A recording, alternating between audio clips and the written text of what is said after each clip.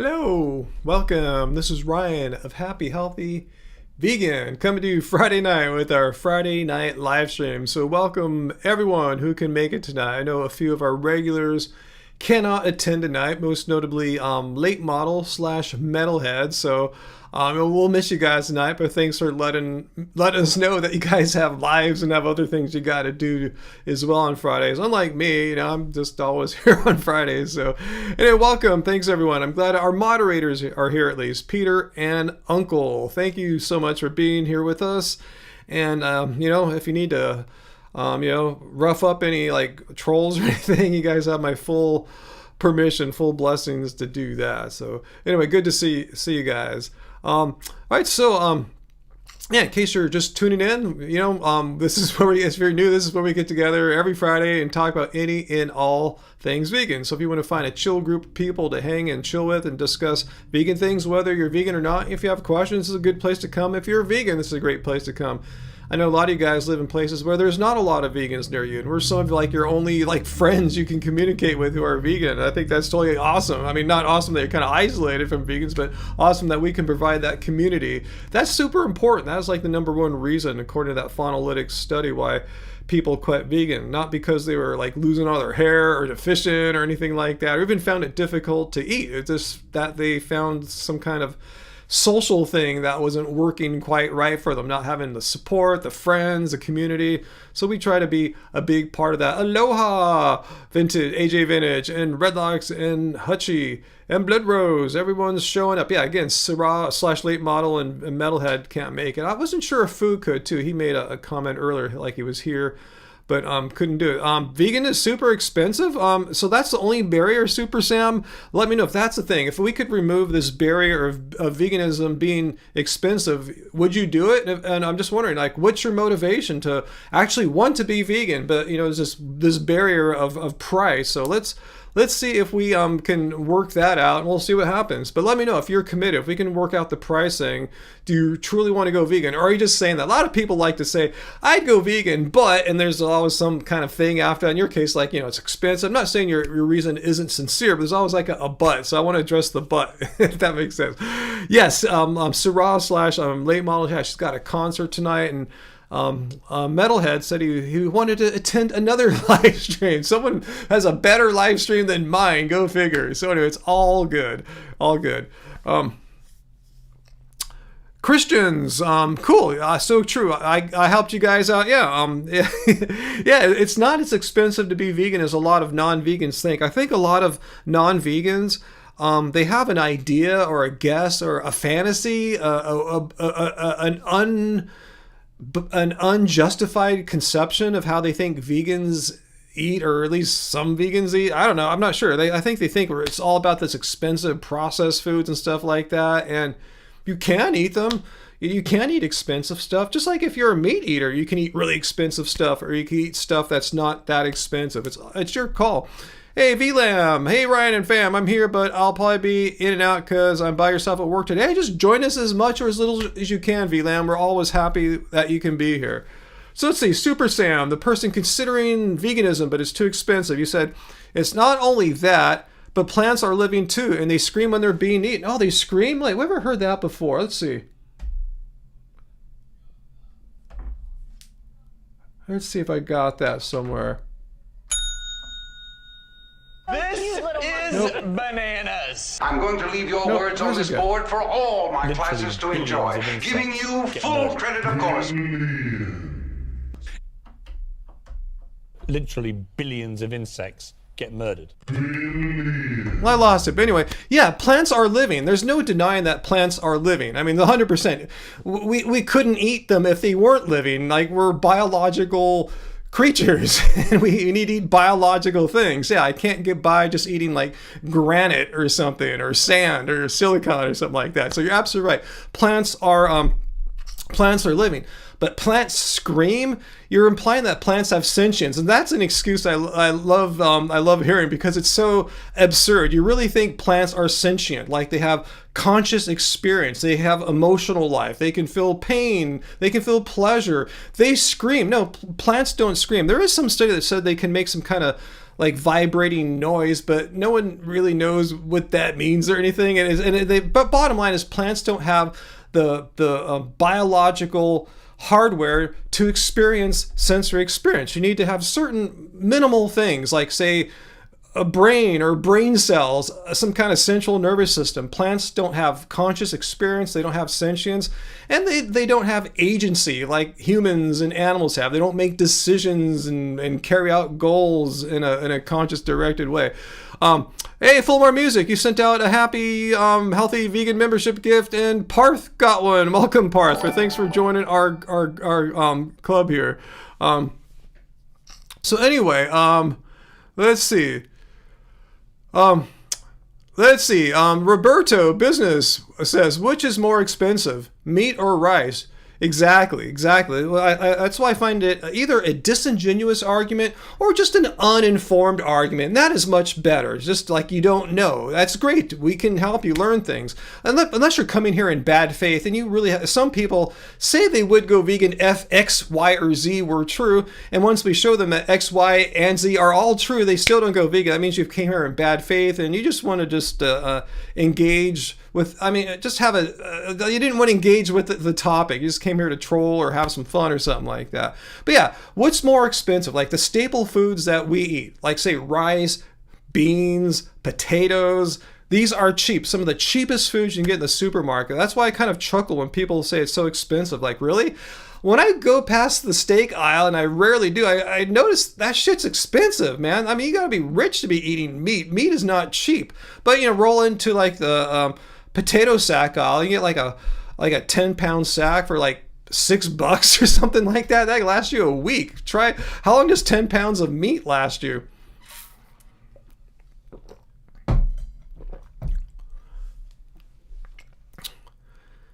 Let's see. So we have more people joining us. Yeah, Roberto, and as I was saying, plants are not sentient beings. No, mushrooms are not sentient. Mushrooms have a mycelial network. They're very fascinating biological things, but they don't have sentience. They cannot form. Here's the thing. Let's say mushrooms did have some kind of sentience, which they don't, but let's just grant that for argument's sake. Do you think the degree of sentience that a mushroom or mycelium would have would be anything remotely the kind of quality of a conscious experience? Like say there's a continuum, a spectrum of 1 to 10, like 10 being mammals, 1 being a mushroom. Do you think the conscious experience of a mushroom is anything up to the degree of quality of what mammals like us and cows, pigs, and chickens have? Not even. So that just shows it's like a faulty comparison. But it's completely faulty comparison because mushrooms are not sentient. So if you believe mushrooms are sentient, you can believe that. It's not true. But if you want to believe that, don't eat mushrooms then. But let's go take a look to see if mushrooms are sentient. Okay, so there's a study that, oh God, I can't type today, that proves, God dang, okay, mushrooms are sentient.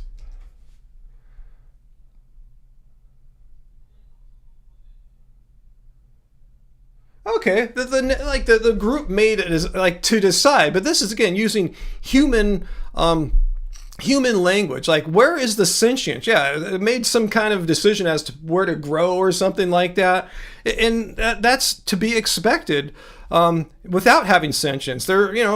We can use human adjectives and verbs like they decided where to grow. They've adapted over millions, if not billions of years. They know how to survive. If they didn't, they wouldn't be around right now with us. But again, mushrooms don't have the biological hardware to have the kind of sentience that you and I mean when we discuss sentience. They don't have conscious experience. They don't have feelings or emotions. They're not agents.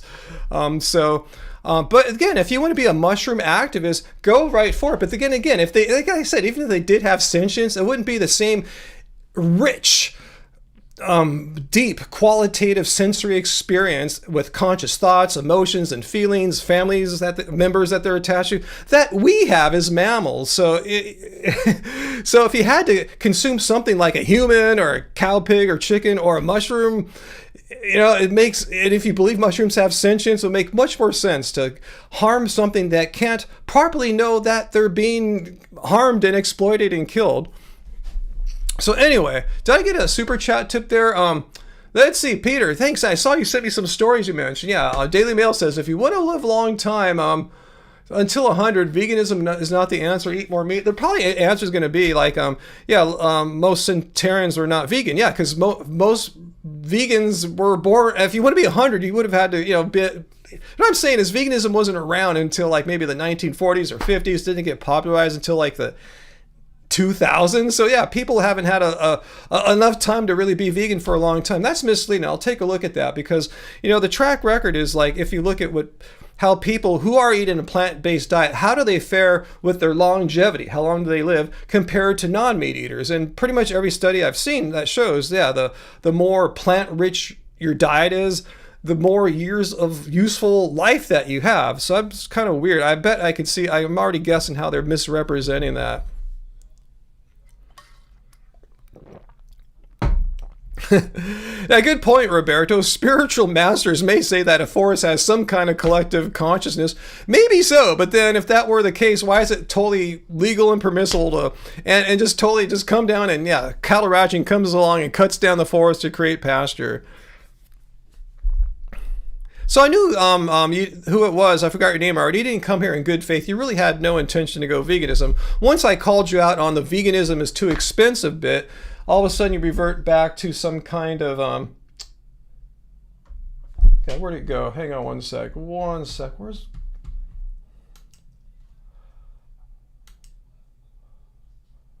cruelty free? Not to those screaming plants that you can't hear. They fucking scream, man. Right. They make noise. And they know when they're being eaten. There you go. Yeah, just recite Joe Rogan's basic nonsense theory. Let's look it up here. Are plants sentient?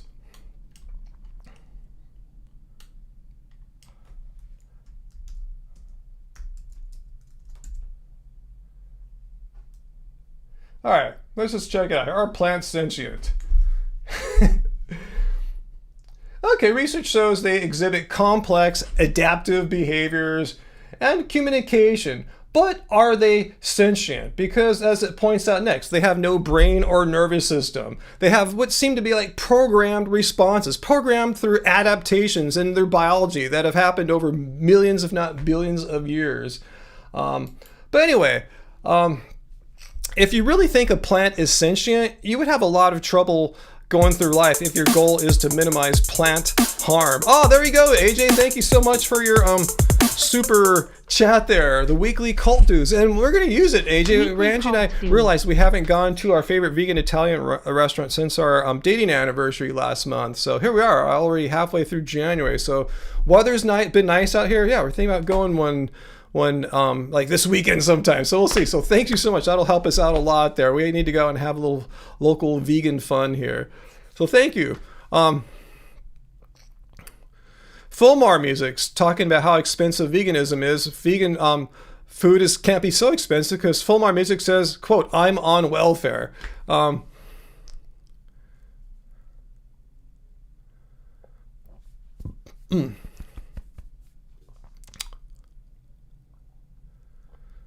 executive order to drink more whole milk? Can't force me to drink more whole milk. Hey Heidi, let's see.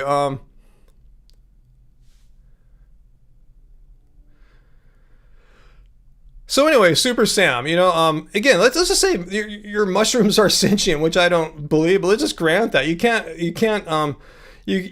possibly make a proper comparison of a mushroom sentience to let that the kind of sentience that I have or any animal that you might eat have. You have to know it's going to be completely different. They don't have senses. They don't have central nervous systems. They don't have brains. They don't have brain cells, neurons. All that stuff's missing. They can't form memories. They can't remember like they just can't like have emotional life. They can't respond like, ooh, I just got embarrassed. Now I am angry because of that. That kind of emotional life doesn't exist, but in plants, but definitely exist in mammals.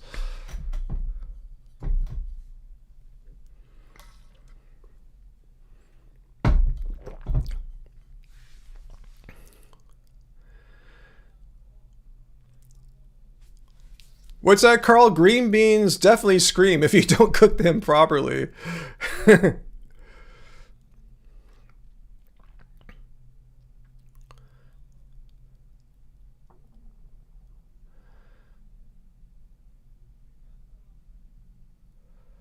And you're right, Peter.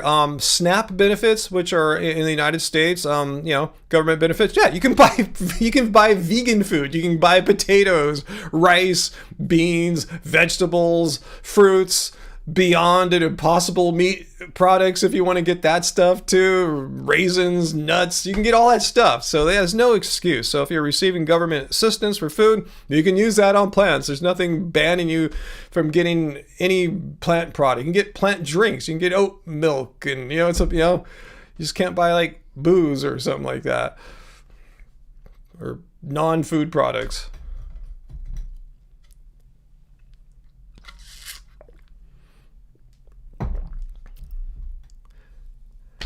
What's that? Super Sam, are you trolling us? What if humans discover aliens that are mushroom-like? Oh, you're using the Neil deGrasse Tyson, the plant aliens that come here from outer space and are made of plants, so it'd make us like, no, that's just a ridiculous argument. I mean, look, here's what veganism is and is not. I think you're just kind of like throwing darts around. Let's look at what veganism is, and it's once we see the definition, you'll see it's really easy to determine what I will eat and won't eat. Veganism is a stance against animal cruelty and exploitation, not carrot cruelty and exploitation. You can't exploit and be cruel to a non-sentient being, something without a brain and senses, and yeah. Or it's a sense against animal cruelty and exploitation. That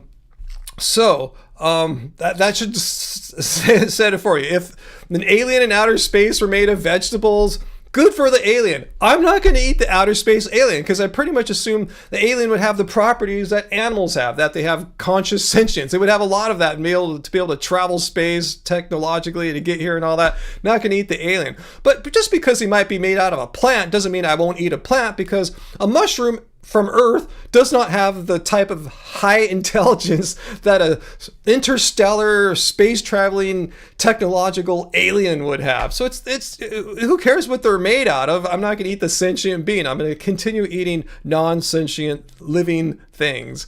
So that's a pretty easy one. So that's a good question to ask. So yeah, I think whenever like these weird questions come up, just go look at the definition of veganism. It's so simple. People try to make it super complicated. Like, what if this? Just look at the definition. It's so simple. It really should, all it needs to say is, don't exploit them animals, bro. That's all you gotta remember. Don't harm. Don't exploit. Don't be cruel to animals. It's super easy. Hey, Carmichael, I forgot. I don't hit the ding anymore, huh? That's what I'm supposed to do when we show the definition of veganism. So everyone, definition of veganism, have a sip. Time to party. Okay, so anyway.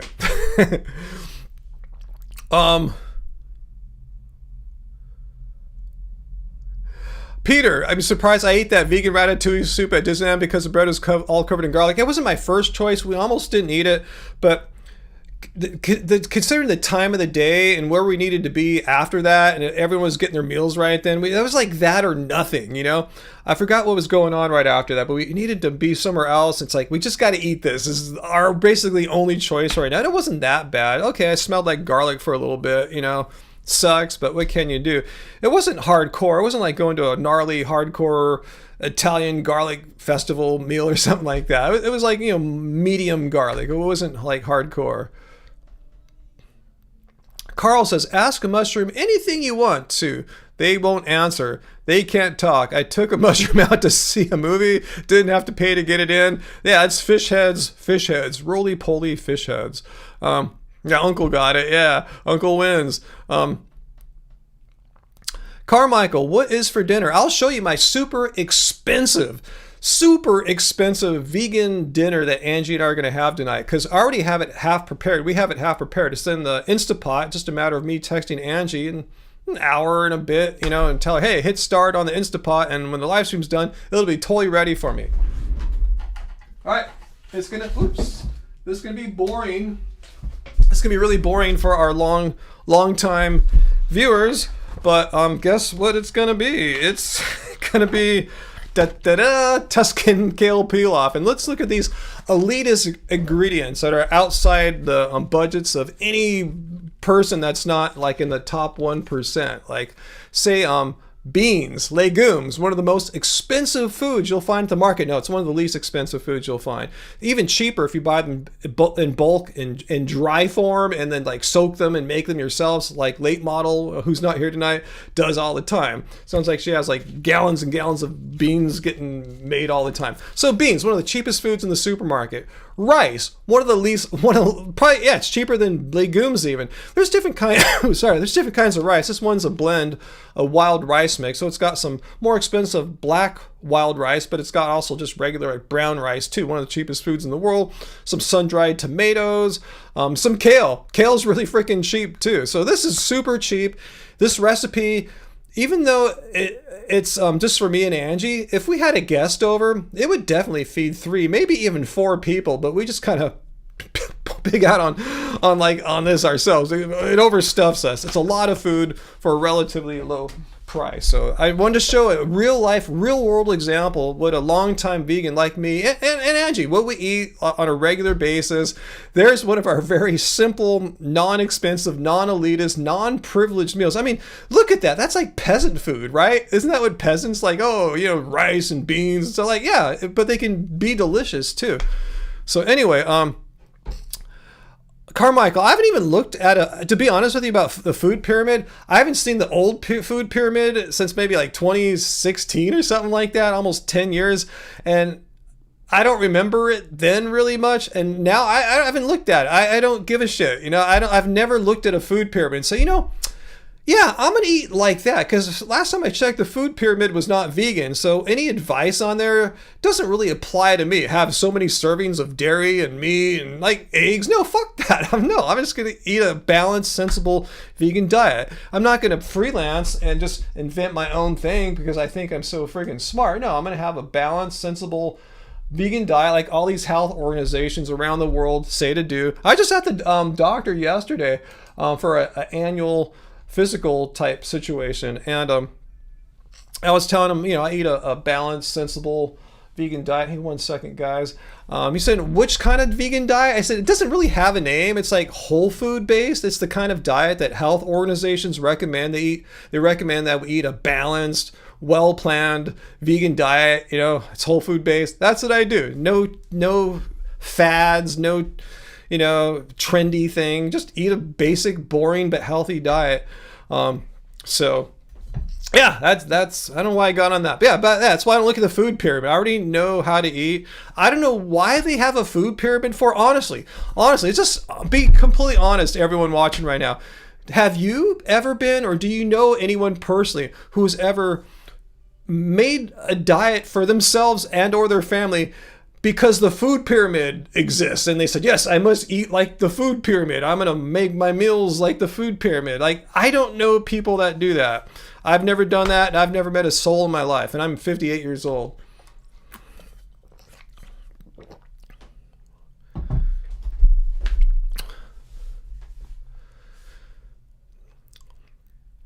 Peter, you had a mushroom conversation yesterday. He was a really funny mushroom. Awesome. Yeah, some mushroom in my ceiling are really cool people.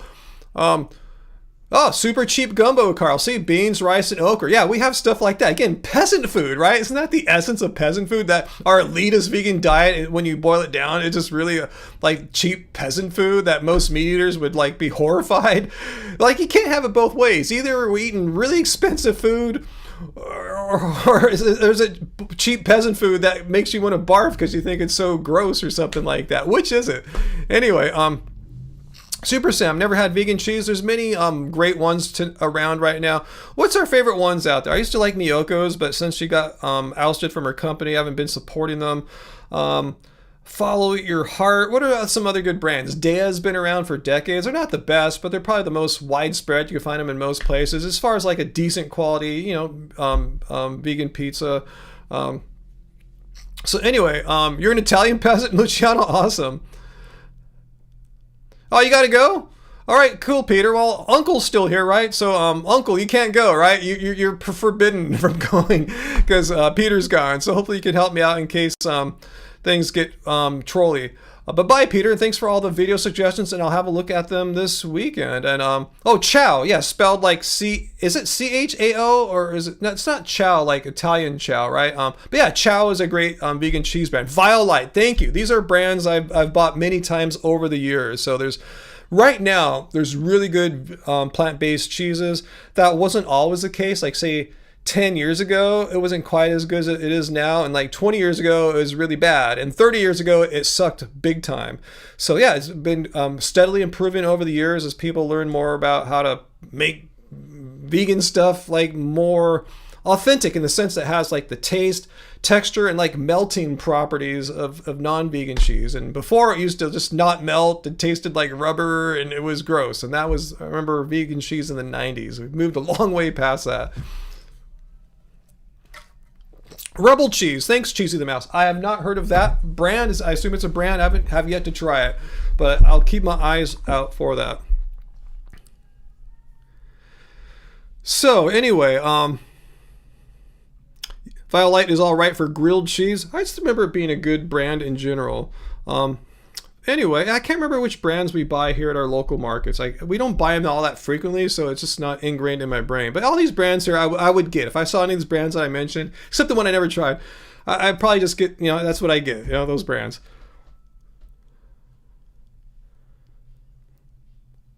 Wow, it's getting warm in this room tonight for the first time in ages. Wow, it's been really warm here the past few days. Wow, it's getting kind of warm. I wonder if I need to turn on the air conditioner. I'll think about that. Wow. So anyway, what else are you guys talking about? Let's see, Carmichael saying hi, hey to Heidi. Windy in Boston today. Wow. Yeah, we're having like summer. It's like 80-degree highs right now. You know what I'm talking about, Uncle, right? We're having like a little mini summer right now, which is nice because we had such a 2 to 3 week spread there in like late December into early January. The sun didn't come out. Rained pretty much every day. And if the sun came out, it just came out for a little bit and then the rain would come back again. It was not cool, because it's Southern California. We're not used to that. Oh, my new our new water cup, Baymax or water bottle. I still have the yellow one. I take it to the gym, but it's all beat up looking. And they're not sponsoring me anymore. They haven't for years. I have no obligation to them. So I'm showing you my latest Baymax water bottle. It's really good. It's a little smaller, which is sometimes cool. I like the big one for the gym. When you go to the gym, you want as much water as you can usually. But this one, much quieter. I don't make the squeaky sound like the yellow ones did. And it's not all beat up. So that's my friend Baymax. What'd I do there? Okay. Let's see. Am I out of camera for the other shot there? Okay. Anyway, yeah, warmest winter in quite a long time. I mean, it's cool. I mean, it's good, I guess, if we had the rain, so we wouldn't be in this like droughty wildfire January right now. Like last January, we had no rain basically, and then it got hot and windy, and the fires came. So at least now everything's moist. We have rain, so it's happened. Maybe we're not going to get much more. I hope we don't get much more because we already have a full winter's worth of rain just from what happened last month. It was crazy. Hey, Daniel Gallagher. Yeah, it's been a while. I've been here chilling on Fridays. Keep coming, man.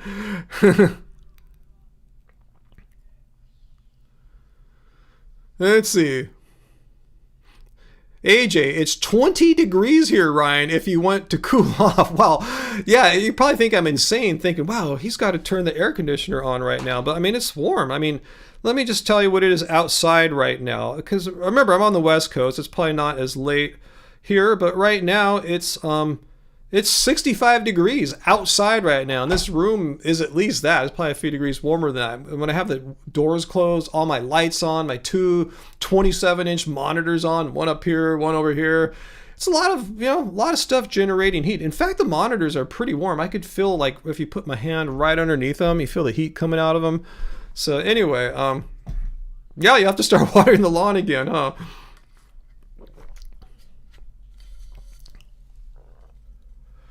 Okay, so anyway, let's see what else you guys talking about there. Yeah, but it's unseasonably warm. Carl, it's 20 degrees this morning in South Carolina. Your run is brutal. Wow, I've never ran in anything below, like, say maybe 50 degrees or something. I don't think I've ever ran in the 40s or anything like that. I like running in the 50s. That feels good. I mean, when you go outside, it's a little, for us Californians, it's a bit of a shock. But once you get in the groove, that 50 degrees is awesome. It's like, just cooling your body down, making you not as tired. It feels good.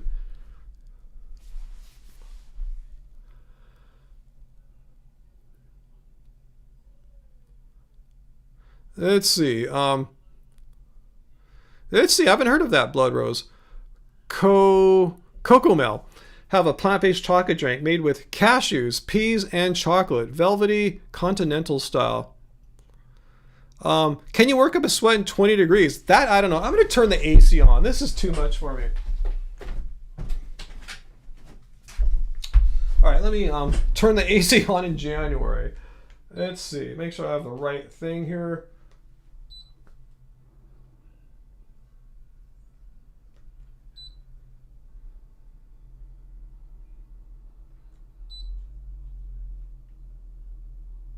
Yeah, it's like 73, 74 in this room right now. Okay, see how this goes.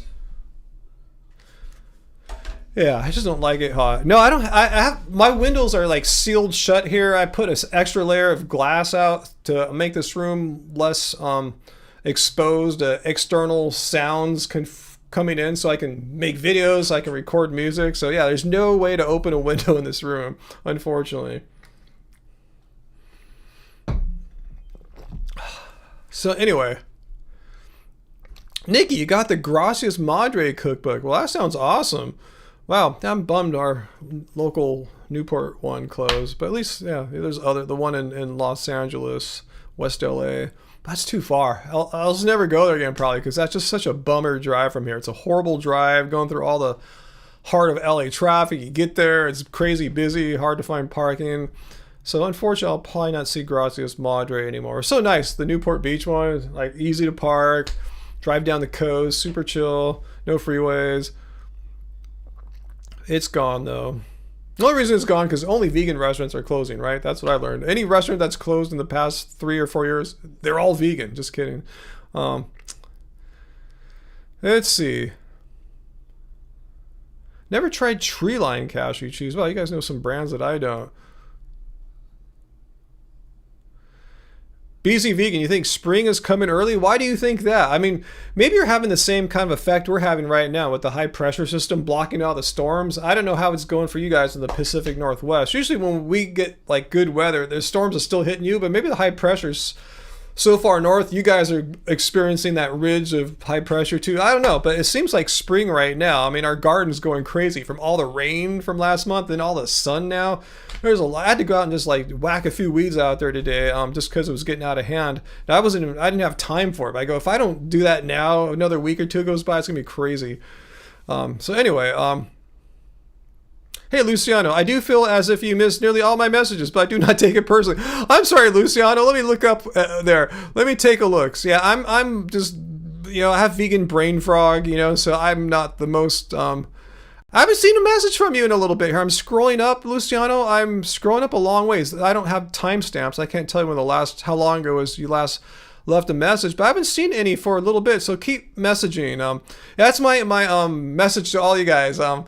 If you guys are sending chats and I'm not seeing them, just try again. You know, I'm not ignoring you. I'm just a simple, old, slow person. So and I'm running a live stream at the same time. I got a lot going on right now.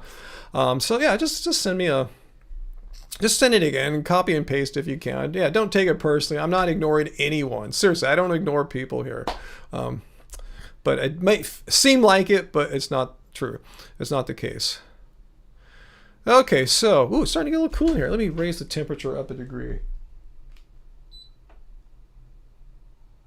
Okay, I'll get it right here.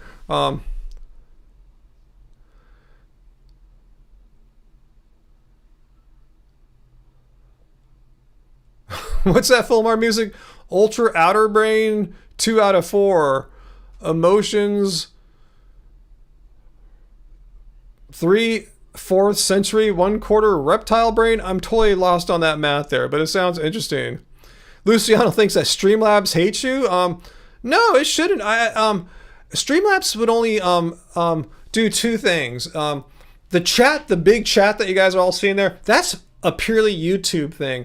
Streamlabs has the ability to the authority to the permissions to moderate. Like if you said a banned word or cursed or trolled or all caps, you could get your post held up, and you would see that. It would give a message. We'd all see it. And also Streamlabs controls the super chat tips, the stuff like here's a test one. This is not real, but like say thanks for the tip. Thanks for the $48 tip, Kevin. No, that's fake. I just did that as a test. Streamlabs controls that. That's all it does. It can display like tips and stuff like that on the screen and moderate certain comments out. So if your comment's not coming up, it's probably a YouTube thing.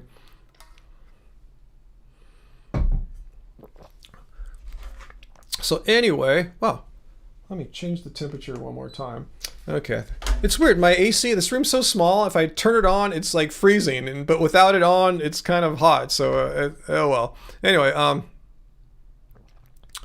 let's see. Oh, that's sad, Daniel. Same thing in San Antonio, Texas. A lot of vegan places have closed, including one of your favorites. Yeah, it hurts when one of your favorites closed. Yeah, we were pretty bummed when Gracias Madre closed. But we're really stoked that our new favorite one, which is here in Long Beach, Mangia Fogli. I'm horrible with Italian. I never studied it, but yeah, it's walkable and yeah, it's amazing. I hope they get a Michelin star. They're that good. I think they could maybe get a 1-star Michelin at some point in their future. They're a brand new restaurant, but yeah, really good Italian vegan food. They have great wine pairings. So we will see. I want to keep them in business. I can't do it, but I want to help keep them in business. I can do it single-handedly. I'm doing my part to try to, instead of driving to some faraway place, let's go to my local favorite place where they know me and we get great service and they have great food. Let's see. Fulmar music, bring in the Thunderbird, like the alcohol? I don't drink that. Let's see.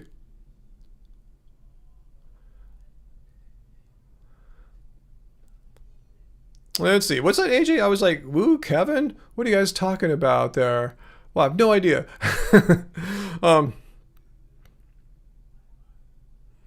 Wow, I still don't know what you're talking about there, Fulmar music. It does sound interesting, though. The 4 stages of grief also mirror the 4 noble truths of Buddhism? Really? Luciano has become a happy fan member. Cool. It'll be easier for me to see your comments now, Luciano, since you'll have the medallion, your name's in a different color. So it'll make it easier for me to spot you, hopefully. So we'll see if that helps out. It's probably a me thing rather than a you or Streamlabs or YouTube thing. I'm just using Occam's razor. The simplest explanation tends to be the correct one.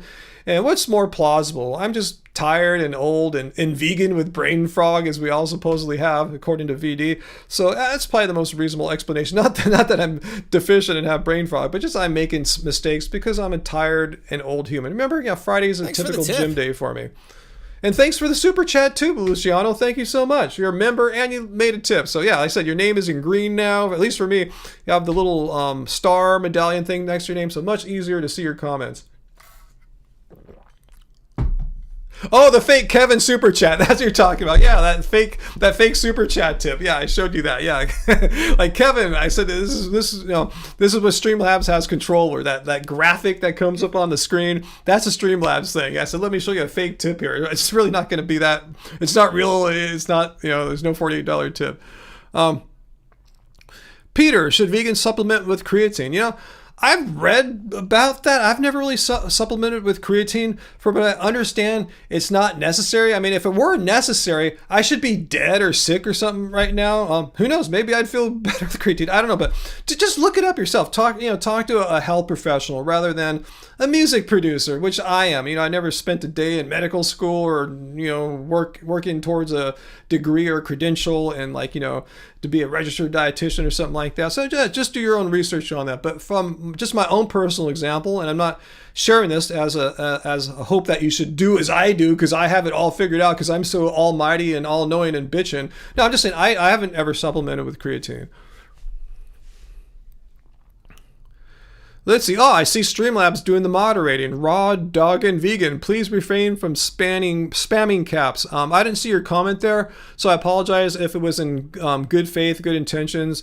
But yeah, try it again, raw, dog, and vegan. Yeah, I have it set up so that all caps are blocked because often, and you're not one, this is an exception, often when trolls come, they'll type in all caps. You guys know what I'm talking about. It doesn't mean if you type in all caps, you're a troll, but if you're a troll, there's a really high chance you're chatting in all caps. So I have that blocked. So I apologize to anyone who's trying in good faith to leave a good faith comment. So it's just an unfortunate side effect of the way I have things set up.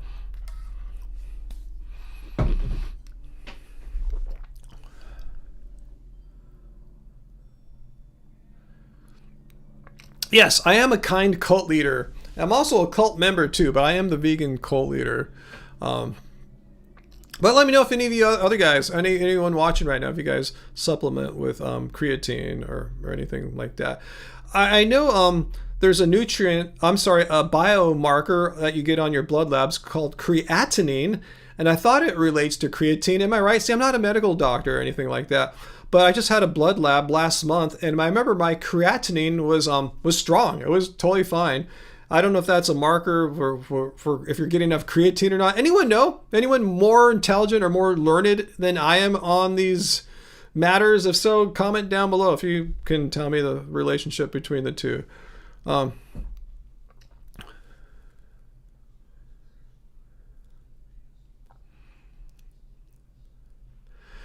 Raw talking. Let's be like Chase Atlantic, everyone. Why do you want to be like Chase Atlantic for? Out of curiosity, you want to be like Clint or what? Because he's vegan, from what I understand. We met them before anyone. You guys have probably ever heard of them before. We saw them play at when YouTube had this place in the Playa by Marina Del Rey, YouTube space. They're totally unknown, and the drummer knew us, me and Andrew from Happy Healthy Vegan. He was a viewer, a follower, whatever you want to call it. So we met them. He was just a drummer for that day, for that show. But we met the band then before they ever really got big, and now they're a lot bigger.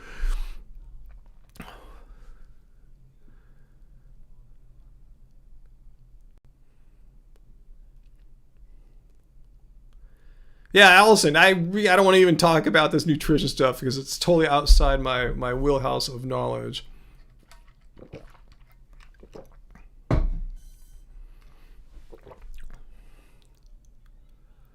What? Silk milk might stop being vegan? Let me see if I can find the comment there. Let's see. Oh, Silk Floss, Vegan Zombie. Yeah, I see your comment now. Vegan Zombie says he uses vegan floss. Not sure what brand though. Silk is not vegan.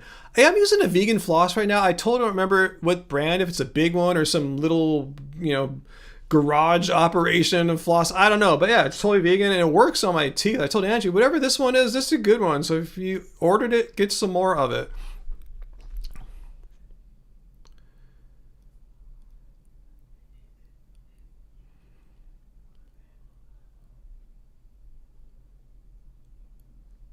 All right, Raw Dogging. All right, you're a Clint fan. Awesome. Thomas Challoner. What's a vegan? Well, maybe it's easier to see what veganism is. So it's a stance against animal cruelty and exploitation. It's a philosophy and a lifestyle. Philosophy that, believe animal cruelty and exploitation are wrong. It's not only wrong, it's needless. It doesn't have to happen. And the lifestyle is like, oh, yeah, instead of having animals exploited and killed for me by other people and paying them for that practice, because animal cruelty and exploitation are wrong, my lifestyle is to eat plants and not participate in that practice that's inherently cruel. So that's what veganism is, having a philosophy and lifestyle that's in accordance with being against animal cruelty and exploitation. Really simple stuff.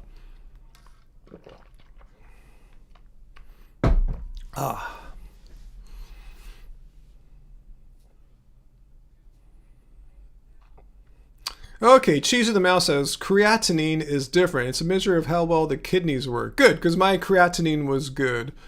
So that's good to know. I looked it up at the time, like, last month. It's been a month, so I've forgotten already because I haven't been quizzed or tested on it because, it's not something I'm studying or anything.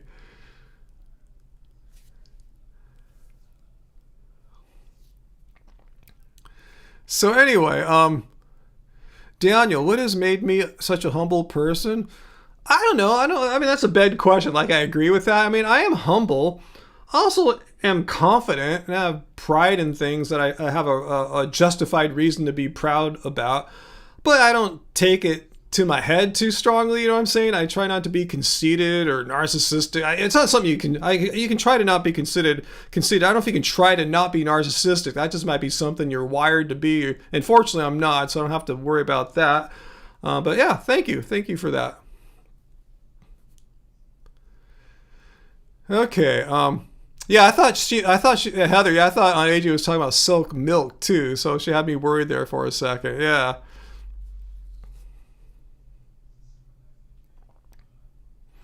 Let's see. VLAM says, as far as I know, most vegan floss are plastic or plant fiber blended with plastic, which are not compostable and will likely shed microplastics. So, okay, yeah, I'm glad you guys have more knowledge about this stuff than me. VLAM, I was into a zero waste lifestyle before going vegan, so that's important to you as well. That's something to think about too. Yeah, I'm not saying I know what the right answer is, but I'm pretty sure. Yeah, the one I have right now, I looked at it, for sure says vegan on it.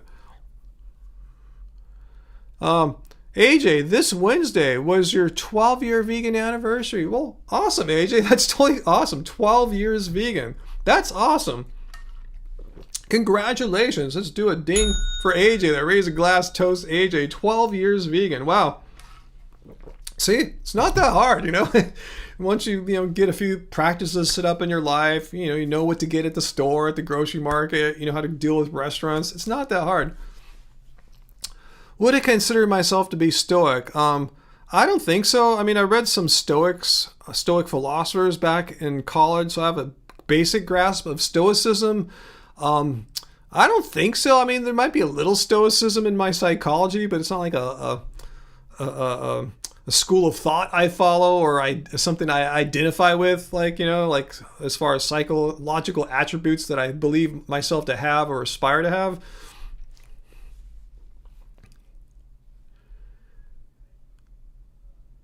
Yeah, I wish we could all go to a vegan restaurant with AJ and celebrate her birthday. That would be awesome.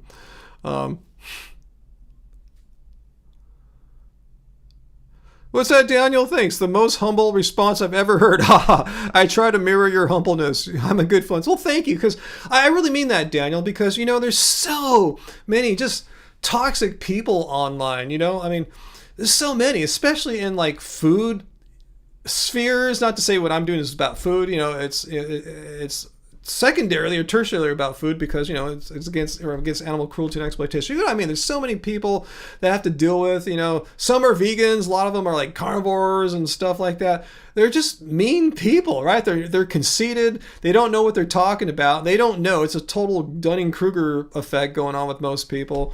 They act so like important and non-humble. It's funny. It's like the opposite. People that know more tend to be the ones that are more humble and stuff like that. So maybe that's what's going on. I don't know. But thank you. So I think it just comes down to personality. It's good to be confident about yourself.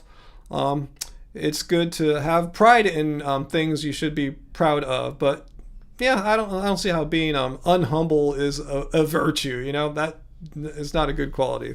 You should be humble. Even if you're like, I see like, like super like athletes, you know, they're humble, you know, if they can do it, they're super world famous, big musicians, super humble, you know, if they can do it, it's fame or whatever doesn't have to make you, and I'm not famous, I'm maybe at best a micro celebrity, you know, at best, you know, but I'm saying now, yeah, there's no reason to be a jerk unless you're just wired that way, or you think it's going to help you get a social media following because you think you got to be tough and mean like Joe Rogan, and that's the only way to get popular these days. Who knows? I don't know anything about that stuff there, Blood Rose. Does anyone know what is happening about protests on animal experiments being made illegal? Don't know. Carl, yeah, the only thing worse than food influencers are workout influencers. Yeah, I know what you mean. Yeah, totally not humble. I know it all. Yeah, I got big muscles, so listen to me. Like, no, there's no reason to listen. You can find a vegan with big muscles. You can find someone on any diet with big muscles. You know, just because you have big muscles doesn't mean you figured it out. You know, if that was your criteria, then you'd have to admit that vegans figured it out too. You know, it just means you train hard. And maybe take some questionable supplements. Who knows, you know? But anyway, it doesn't mean anything that you're healthy or you figured something like some secret out. Wait, Fallon Marie, vegan by Al Zamorano. I know them. They're in is that place kind of near Garden Grove or something like that in Orange County? For your birthday on Tuesday, and they had a great Taco Tuesday special, buy one get one free. I only went there once. It was like during COVID. I remember we had to like just get the food and take it out or something like that. Maybe eat outside. I want to go back there, you know. So it's cool it's still out there. Angie reminded me of that place being around. Is that what I'm thinking of? It's like on a north-south street. Like I forgot, like not Harbor. I forgot, but is that what I'm thinking of? Maybe Euclid or something.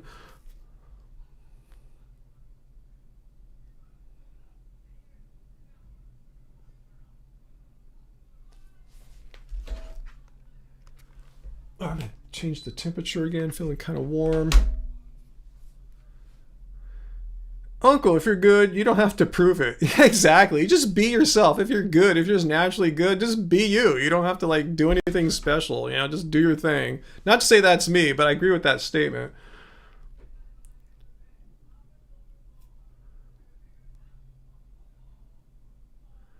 Yeah, dumpster diving, I would not suggest for anyone, even if you're trying your best to be low impact. My point is, food that's thrown away is often okay, but I like to emphasize the word often. That means sometimes that's not okay. You can get sick. You can get an infection. You can get a UTI. You can get some kind of food poisoning. So many things can go wrong. So you're really rolling the dice there. It's just a matter of if, not when, not if, not when that you'll get ill. So yeah, just you might be able to pull it off for a while, but your time is going to come sometime.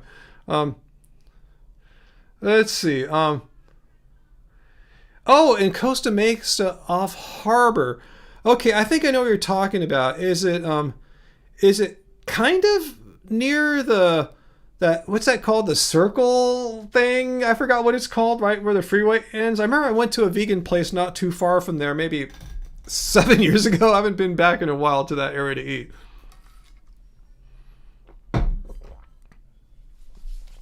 Are you serious, AJ? A Texas university banned mentioning Plato in philosophy classes because he talked about more than one gender? Wow.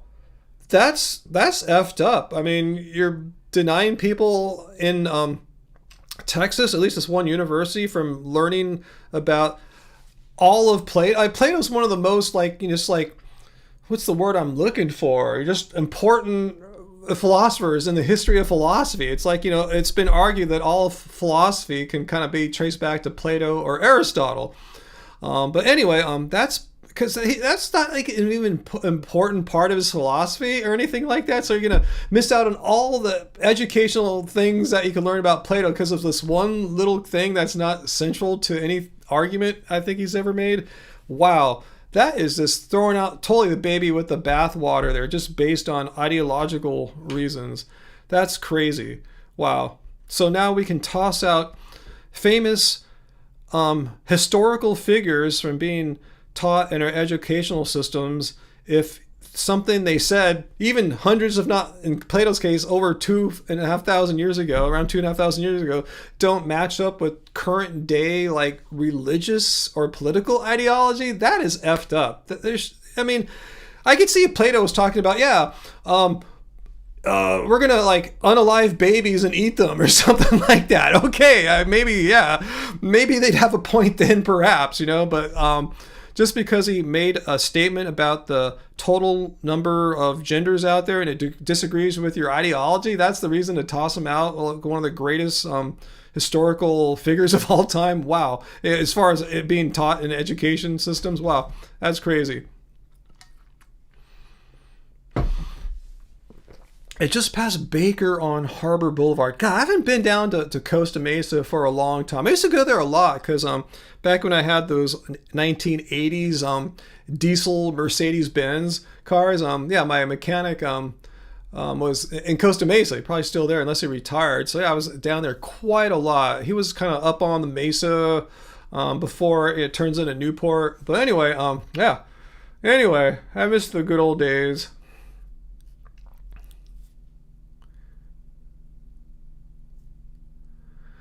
What's happening to the USA? Full-blown anti-intellectualism now, VLAM? I don't know. I think it really depends on where you're at, because I can tell you right now, that would never happen, tossing Plato out of the curriculums in any school in California or like Massachusetts, like at Harvard or Cambridge or stuff like that, all the Ivy League schools.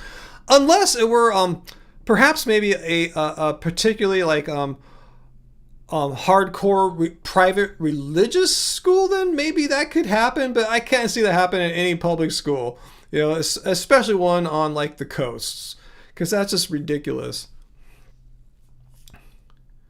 Plato being tossed out of, that's just absurd, being Plato tossed out of philosophy curriculum. I mean, that's going to change a lot of philosophy curriculums, because there's Greek philosophy is such a essential part. You're like ripping out like half of it basically. I mean, like, half of it's Aristotle and half of it's Plato. So I'm not sure what they're going to do. And to read about Socrates, who was the teacher of Plato and Aristotle, it's all through the works of Plato. Plato wrote as using Socrates as his mouthpiece. It was all like Socrates did this, said that, So you're missing out on two historical figures. Getting rid of one, you're going to lose two.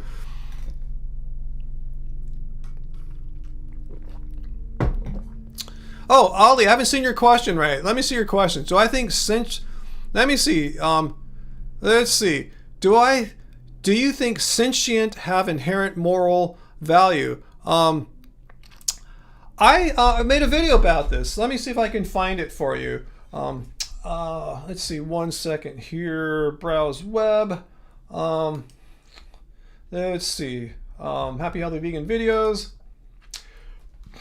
And videos, argument.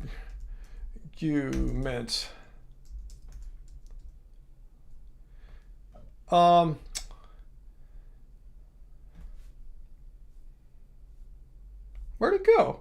Here it is. Let me get a link. Share. I'm going to put it into the chat right now. If you see a chat from Happy Healthy Vegan, that's mine. I made a video about, I gave an argument for veganism, and I didn't base it on sentience. I based it on agency, a concept that goes back. It's a philosophical term. It sounds kind of like a weird word to use to describe just the ability to make decisions, to make plans, make decisions, fulfill the plans. They're talking about not moral agency, just basic agency. So basically, it goes back to Immanuel Kant, who argued that agency in and of itself grants possessors of agency, he was talking about humans, have inherent moral rights, because to deny them would lead to all sorts of either contradictions or just horrible consequences. Like you'd have to argue that, like being enslaved and beaten, humans don't have inherent rights. You could totally be beaten and enslaved if humans didn't have inherent moral worth. So I argue that animals fulfill the definition of agency. It may have been not known back in Kant's time, that animals have a higher degree of agency than they ever would have known. We have like animal science now. We see how animals can make decisions, make plans. And that's really, I think, the hallmark of what agency is. It's not necessarily rational thought, but just being an agent in general. So we could say, one can say, yeah, maybe sentience is the thing that grants inherent moral worth to creatures, humans, animals. And I'm fine with that too. I just wanted to explore agency as being the determining factor, having agency, which I believe animals do. So yeah, watch my video and have a look.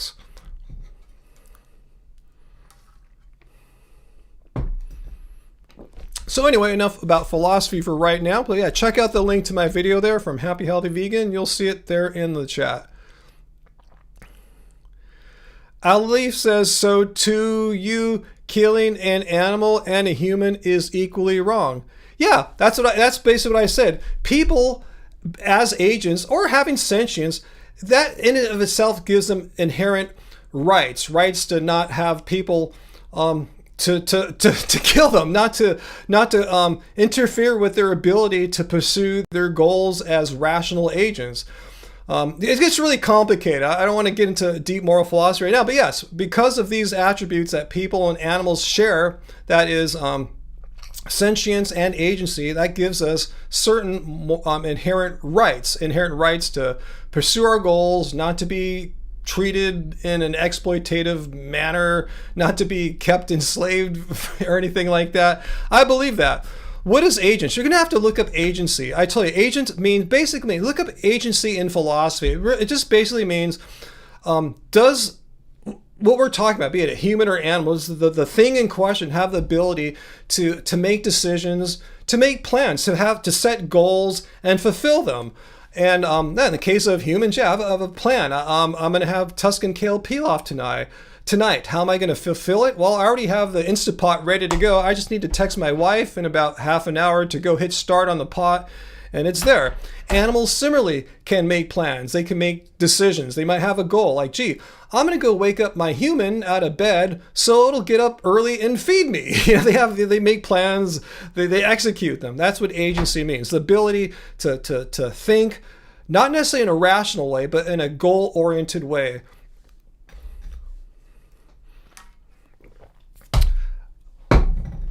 You don't even have to have the word value. I just said inherent moral rights. They have inherent value. They have inherent, yeah, I guess you can say value. It just means that they have agents and sentient beings inherently have rights. I don't even know if like Kant, the father of deontology, ever said the word value. Just that humans being agents, rational agents, have inherent rights.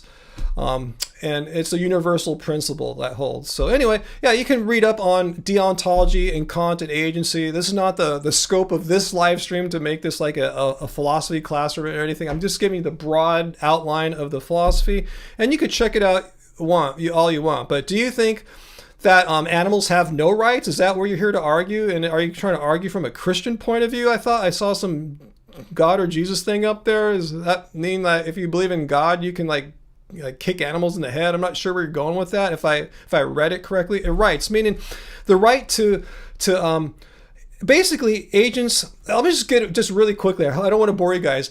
Agents are inherently, the essence of what an agent is to pursue goals. So what are the necessary things?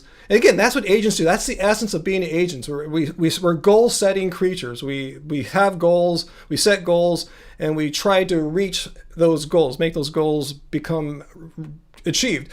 So what do we need as agents? What are the necessary things that all agents need in order to have a life where they can pursue and fulfill their goals? You need a basically, I mean, many things might be helpful, but the two things you need are freedom and well-being. You need the freedom to be able to pursue your goals, and the well-being, meaning someone's not trying to kill you or something like that. Someone's not trying to enslave or imprison you or harm you. So if those things happen, you wouldn't be able to achieve your goal. If someone's always breaking your elbow and smashing you in the face, you can't achieve your goals that easily because you're always getting set back. You have to go get medical attention. So anyway, that's what those are the necessary things that agents have. They have necessary inherent rights. If you're an agent, you have to be able to pursue your agency, fulfill your goals, pursue your goals, and you need to have freedom and well-being. And those are rights that are guaranteed to all agents, because if you believe that, no, agents don't have freedom and well-being, there's an inherent contradiction. You'd be thinking, well, I have the right to pursue my goals, but then if you try to take someone else's away, you're thinking, well, you know they're an agent, you don't think they have the right. Well, they're an agent just like you. There'd be a contradiction in your belief, and you would be wrong. Simply, logical contradictions are not true. They have to be wrong.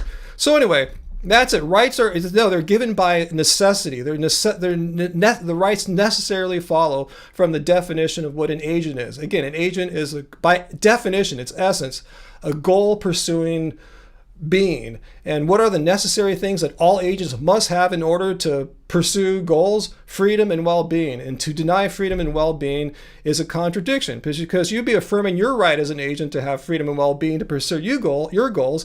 But if you deny another agent who is exactly like you, by the way, they have their goal-centric, that's their essence, just like you, to deny them would be a contradiction. On one hand, you'd be affirming your right to freedom and well-being. On the other hand, while simultaneously denying another agent's right to freedom and well-being, you'd be in contradiction, and contradictions are false. False is just objectively wrong. So that's where agency comes from. It's a necessary truth that doesn't need like God or some higher being to make it true. It follows from laws of logic, because to deny freedom and well-being to agents is a contradiction, a logical contradiction, which is objectively false and therefore wrong. So enough about philosophy tonight, guys. I know I went off on a little bit there.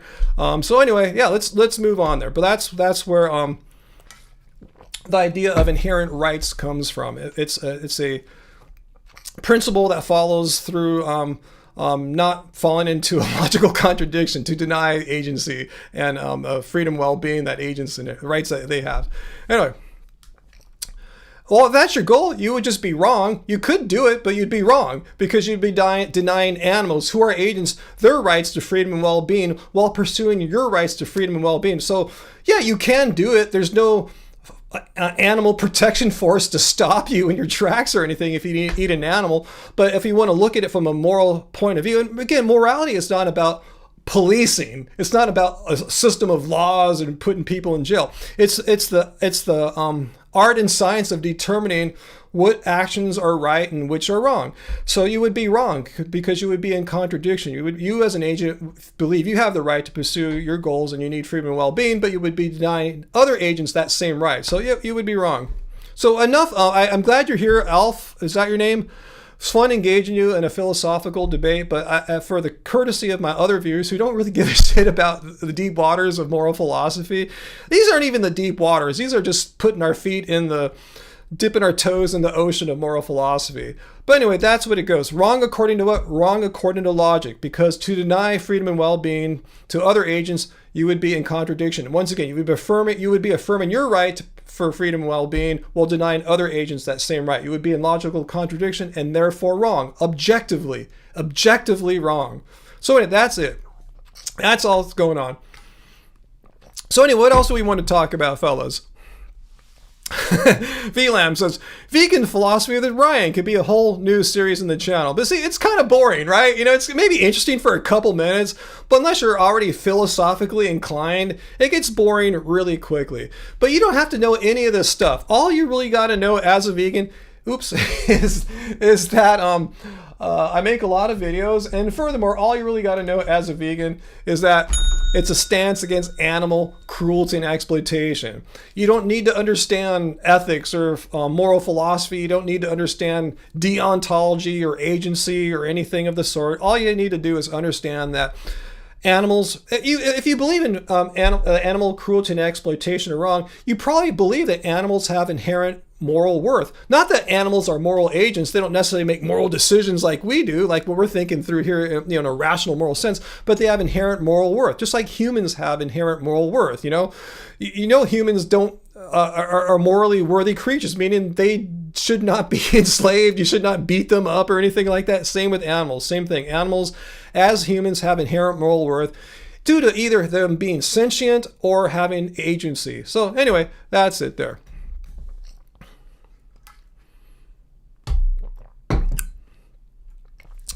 So anyway, let's see if we have some more non-philosophy questions. And I forgot, did I hit ding there, AJ? I can't remember if I hit it at that moment there. But anyway, that's probably more philosophy in like the past 7 minutes that we've talked in the past 7 months. Aleph, I can't really go into it right now, but if you want more the proof of inherent moral worth, there's the philosophy of Immanuel Kant. Probably, just like Plato and Aristotle, I would put Immanuel Kant is in the top 3 most important historic philosophers of all time. Plato and Aristotle from the ancient Greece world, and Kant from the non-ancient world, post ancient, post Middle Ages part of philosophy, from Renaissance, Enlightenment to now. So check out Immanuel Kant. His name is spelled Immanuel, Kant with a K, Kant. Look up, or you could just look up deontology or deontological ethics, and he's the first, as far as I understand history of philosophy, he's the person who came up with the idea of categorical imperatives, things that just read Kant. He's the one that came up with it. I'm not, the purpose of this live stream isn't to give a full exposition and defense of Kant's deontology. I mean, that's a whole field of philosophy in itself right there. So check it out.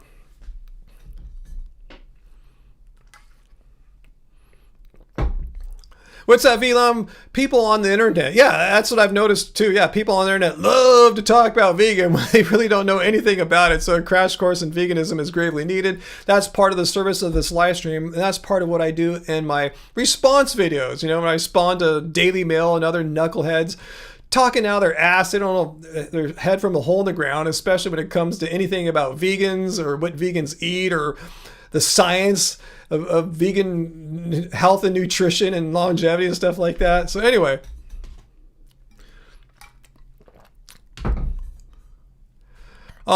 Aleph, to some racism is not wrong. Again, they would be wrong. It'd be racism is a denying people of their inherent moral worth. As agents, we all have inherent moral worth, and to deny that to another class or group of people would be in contradiction. You would think you have inherent moral worth. Not saying you, but the racist would think I'm the great racist person. I have inherent moral worth, but these other people with different color skin than mine, they don't have the same moral rights that I have. Well, you'd be in contradiction. There's nothing different. You both are agents, you're both sentient, you have the same moral rights, skin color is irrelevant. So they'd be in contradiction. They would be wrong. Why? Because they would be in logical contradiction. Because they'd be simultaneously affirming that agents have inherent moral worth, their own, convenient, right, for the racist, and denying that others, people that they're prejudiced against, don't have. They'd be in contradiction and therefore simply and objectively wrong. I said I wasn't going to do any more philosophy tonight, but there I go.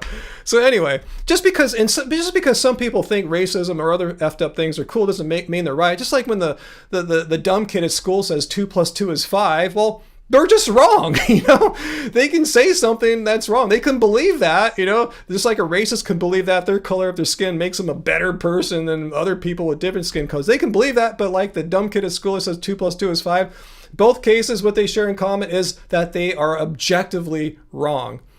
So anyway, I'm doing too much philosophy tonight, guys. I'm sorry. Okay, Aleph, I've over-engaged in philosophy tonight. You can come back at a future time. Been nice, it's been fun chatting with you, but as a courtesy to the other 40 plus people on the live stream right now, I'm not going to do any more philosophy stuff tonight, okay? But it was fun chatting with you about it, and if you want to come back next week and you have some follow-up questions, feel free to do so. So I want to emphasize, I'm not a scholar of Kant or deontology. In college, when I studied philosophy, both as an undergraduate student and a graduate student in a PhD program, I stayed far away from the ethics courses. I thought ethics was boring and stupid back then. I was wrong, I have regrets now that I had such beliefs about ethics. opinions about ethics at the time. I see they're really important, but at the time I was more into the big picture. I want to know like why we're here. I was into like metaphysics and ontology and philosophy of mind, mind-brain relationships, stuff like that. That to me was the juicy, amazing stuff about philosophy. Unfortunately, I went to a graduate school that didn't really have too much of that. Their specialty was like philosophy of language, which I actually got into. It has some metaphysical carryover for sure, but I stayed away from the ethics courses, which I have regrets still to this day. So I'm kind of learning as I go as an old man here. I see guys much younger than me that know way more about deontology and ethics. People that never studied philosophy, never had one course in their entire life, know way more about ethics than I do, because I simply, there was a gap in my philosophical education, a gap in my philosophical knowledge. I mean, that's true of any field you study. Like most fields of study are so broad, you can't know everything. There's always going to be some gaps. For me, I intentionally left a big gap in ethics. So anyway, yeah. No, I didn't hear anything about. I heard that the SpaceX Dragon capsule was going to come back into the ocean near California. I didn't see or hear it last night. So did you? You're closer probably to where it came down, maybe, but I didn't hear anything. What was I doing last night anyway? God, what the hell was I doing yesterday? Oh, I don't know. I went to the doctor in the day for my checkup. Then I forgot what I did when I came home. Probably just came back and chilled. Oh yeah, I was watching the Lakers, I think, last night. They're sucking this year, man. Anyway,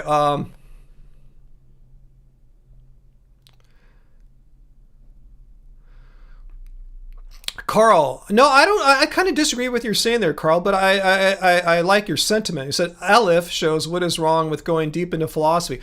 I'll read the rest of your comment there, Carl, but I don't think he's gone deep into philosophy, because I could tell by the questions, the follow-up questions he's asking me.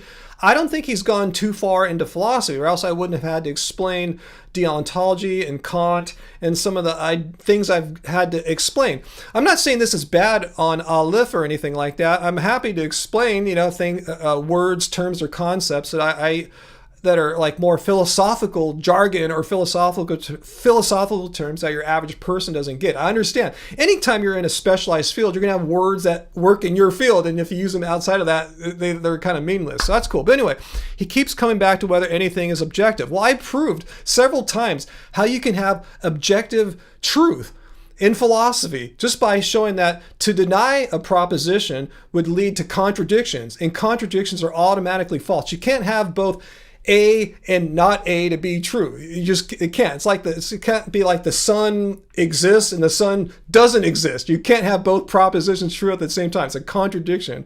So yeah, contradictions are automatically and objectively false. Just like I said, 2 + 2 is not equal to 5. That's objectively false. Don't care what your opinion is. If you think it equals 5, good for you, but you're forever wrong.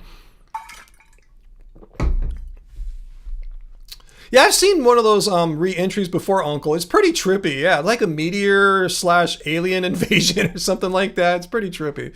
Anyway, where did it splash down at, Uncle? I thought it was going to be somewhere off the California coast. Am I wrong? Did you see that part?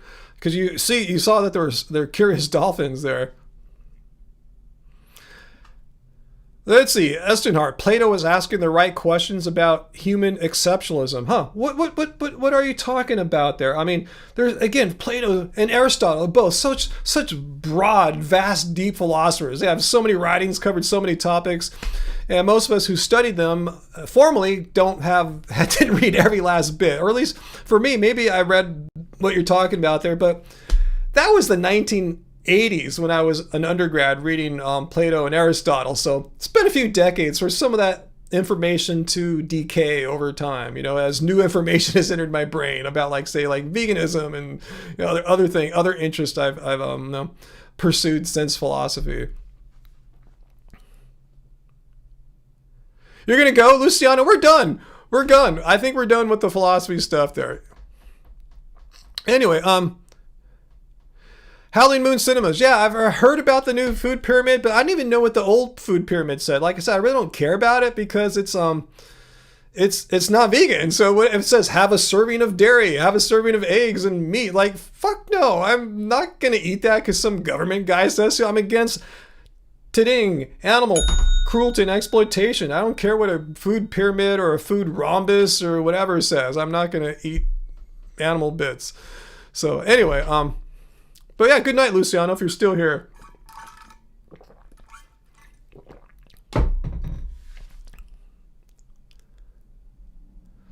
Isn't Plato a rude word? It apparently is in one Texas university. Okay, Carl, talking about how I don't think he's really, Alif is that deep into philosophy. Right, that's a fair point. I was just pointing out his denial of how he actually lives life. Yeah, good point, yeah. And I'm glad you understand my clarification there. I could tell he's, a relative newcomer to philosophy. And I don't say that in a way to shame anyone. I want more people to learn about philosophy. And, you're going to be a noob at it at first. It's just how it works. You don't automatically start a new pursuit, a new thing you're learning, and all of a sudden become an expert overnight or anything like that. It takes a while. Philosophy's been around for a long time, 2,500 years in the West. There's a lot to cover. Each just knowing one philosopher, even just knowing one philosopher's like, all their ethics, epistemology, moral philosophy, whatever all their stuff is, that can take a long time. But there's at least I would say in Western philosophy, you should know at least a good say dozen, 2 dozen, just to be able to have a conversation. So anyway,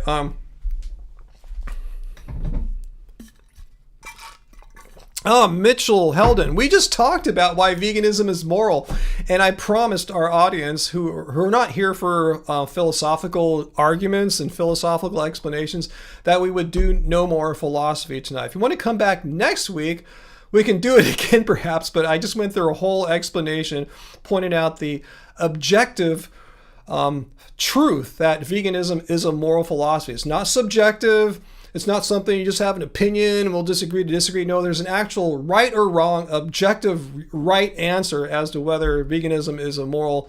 So you want to come back next week, we can do it again. It's not your bad, just the timing. I just spent a long time with Alif here, 22234, whatever. Spent a long time discussing that for him. So yeah, we're not going to go back on that. It's out of fairness for the other 40 odd people right now who don't want to see more philosophy coming out of my mouth right now, because I spent a lot.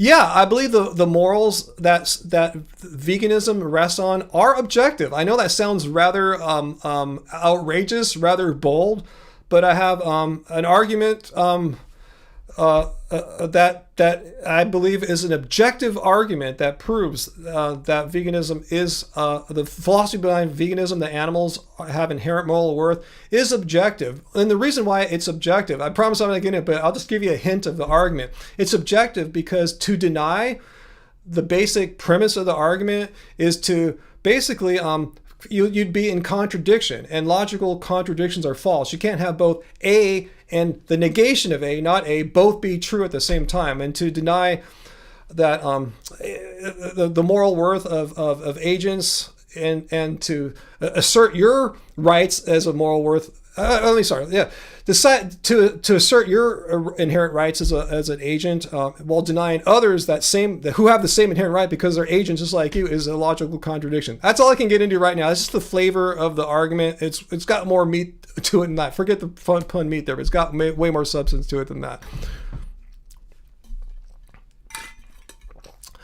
Why am I assuming that others agree with the definition? It's not my definition, Aleph. I didn't come up with the definition of agent. Just look up what agency means. It's not like an agency like a booking agency or a talent agency or whatever agency.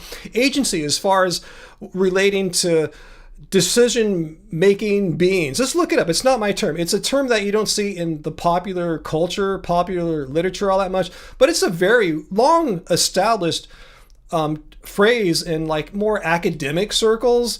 I think it's used in legal circles. It's definitely used in philosophy. I've heard it used, I think, in psychology as well. It's not my definition. I didn't make up the definitions of what agency. It's a word that has a very precise meaning. It's been around for a long time. I'm just not making shit up. I'm just using the vocabulary that has already existed for a very long time.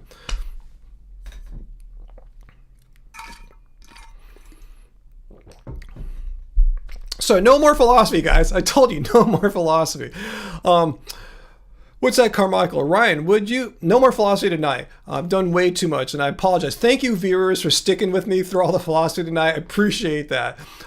Carmichael asks, Ryan, would I ever consider even a little bit of eating lab-grown meat? No, I have no desire to. I really don't, and I told you why. It's not that I have a moral problem with lab-grown meat, because assuming there's different ways to produce lab-grown meat. Some ways involve animal cruelty and exploitation, and others don't. And even if you had one of the ones that don't, and I'm not sure how prominent those will actually be when lab-grown meat comes to the market, but you have to do your research. But anyway, let's say just give it the best case scenario. It's the most ethical way to make lab-grown meat. No animal ever had to be harmed or anything like that ever. They don't need to periodically take animal tissue out of living animals to periodically like keep their supply of the serum going to create lab-grown meat. Let's just imagine the best case scenario. It's complete cruelty-free. That's okay. So that's the case. I would not have a moral or ethical problem with lab-grown meat because it fits the definition of veganism, a stance against animal cruelty and exploitation. If no animals were exploited, no animals were slaughtered, I have no moral problems with it. I have a problem though because it's meat. I have no desire to eat meat. Do you understand? Now we're moving away from morals and stuff like that to preferences. I find meat gross. When I see meat, if I'm like, I told you when I used to go out running in the neighborhood, I go past some restaurants and bars, I see people outside eating meat, I want to freaking hurl. It's gross. If I have to go to a family's gathering and they're eating meat all around me, I'm going, I gotta get out. This is too much. I'm gonna go eat over there. This is gross. I thought I could handle, but no, the sight of all this food, no, I can't. I haven't done it. Last time I did that was in 2019. It was too much. I have not sat around with a bunch of people eating meat since then. How long that been? Like over 5 years. So no, I have no desire to eat meat. It's like poop. When I see poop on the ground, if I see meat at a table, I have the same emotional, visceral reaction of being grossed out, repulsed, and almost on the verge of vomiting. I have that much detest for meat. So no, I don't want to eat lab-grown meat in the same sense. I wouldn't eat poop, but neither are considered to be potential items that I will put into my mouth to taste or consume. So don't step in it, Uncle. You got it right there. So that's my reasoning against lab-grown meat. Not again, if it's produced in the most ethical, cruelty-free way, awesome, good for it, thumbs up. I applaud that, and I hope that becomes the method that becomes the predominant one. But I still have no desire to eat it. Meat stinks. You got it. However, if we're talking about like a plant-based meat, like an Impossible or Beyond or something like that, or even like a more hippie, like a black bean burger patty, that's fine. I know it's not meat. It's made out of lentils or it's made out of peas or whatever, I'm cool with that. I like lentils. I like peas. I like plants. No problem with that. I don't get grossed out. When I see lentils at the market, I go, oh, I'm a barf. There's lentils. There's peas. It's not like that at all. When I walk past the meat aisle, walk past really quickly and I'm grossed out. I don't want to eat that stuff, even if it was lab grown. So that's the whole distinction there. It's not a moral problem. It's I don't want a barf problem because I'm repulsed. I haven't really taken the Liberation Pledge. I never sat down, Blood Rose, and read it aloud and said I'm doing this. It's not that I don't want to. I just never did it. And now I'm kind of more leaning towards the Liberation Pledge after that meal I described in 2019. It was horrific. But I've just, ever since then COVID happened in 2020, and I've just been more aloof as far as like meeting with family members tomorrow. I mean, it's like tomorrow there's a sort of remote relative, someone I've never met, on my mom's husband's side, not a blood relative that passed away. I'm not going to go. It's going to meet at some horrible Chinese restaurant. It's going to be a bunch of dead animals everywhere. I've never met this person. I don't need to pay respects. I don't know who the person is or was. And it's just going to be, it's going to be horrific. Yeah, just doing all these things, sitting with people, eating all this gross stuff. So yeah, I'm glad I was not pressured to go. Food can't be exploited. Well, once it's become food, if it was from an animal, it already has been exploited. Once it reaches your table, it was already exploited if it came from an animal. So yeah, animal cruelty and exploitation. Yeah, once an animal is dead, yeah, the exploitation has already occurred. And the exploitation was in the past history. So if you want to like play with semantics like that, but there was it was a necessary fact that an animal had to be exploited in order for it to become your hamburger for dinner. There's just no way an animal goes from walking around freely to there's a burger and not have exploitation and cruelty be the intermediary process between a happy roaming animal and you eating an animal burger. It's absolutely necessary. Unless you're eating some lab-grown meat, then you can get around it. And you're already seeing animals as food, which means you see animals as property. You see animals not as you see animals as ends to a mean. Like that's what deontology says as well. Don't treat people as an end. They are ends in themselves. So you see animals as nothing more than a resource to be exploited. You see them as property. You don't see that animals have inherent moral worth. So that's why you would say something like that. So anyway, Fulmar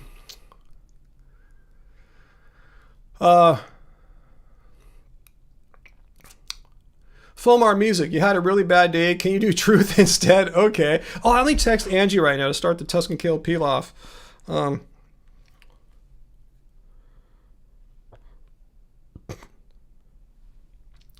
Hey, babe, time to start the dinner. Hey, babe, time to start the dinner.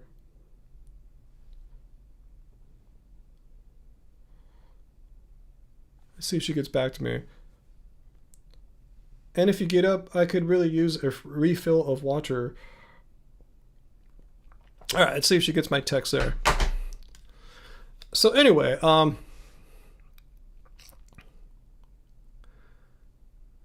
yeah, I should have defined what the liberation pledge is. Yeah, Blood Rose did it.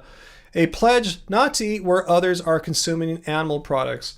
And yeah, I really haven't done anything like that for quite a while. Meaning, oh, she said she has 2 cats in her lap. What was I going to say? I mean, I have been into non-vegan restaurants, but these people are not eating animal products like right on my table or anything like that, obviously. But yeah, I think the Liberation Pledge explicitly is about not being in the same table, meal with others who are consuming animal products.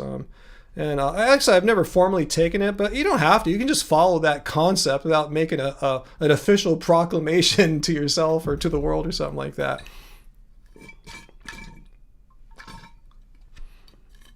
Play some awesome song. Well, we have a brand new music video. Oh, we didn't launch it yet. We have a brand new song that just released today.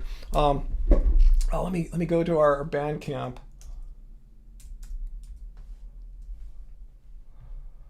Let's see. Let's go to Bandcamp right now. Brand new song just came out today. Gray. Simply know it's called Gray. Let me just play a little bit. Next week I'll play you guys some of the music video. We actually made a music video this time, not like the lyric visualizer videos that we've been making for like the past like 6, 7, 8 songs. We actually made a music video for Gray. So I'll play you some of the music right now.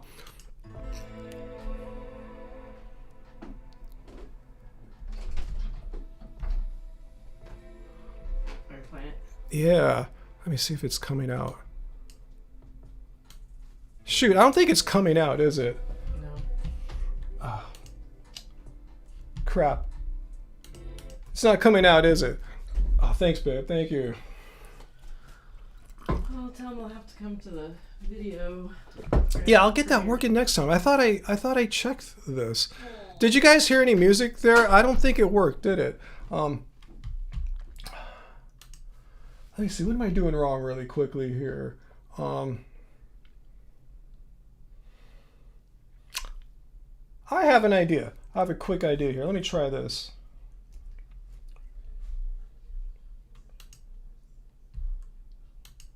I think this will make it work. Let me try. Let me try this. Oh, now it's working. Now we got it.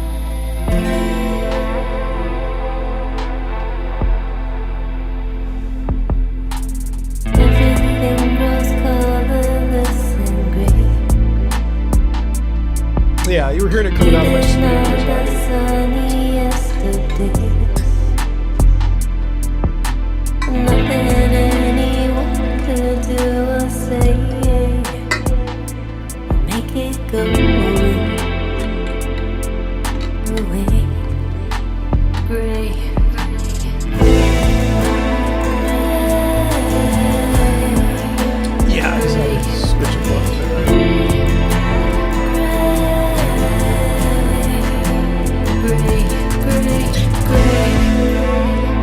guys are hearing this, right?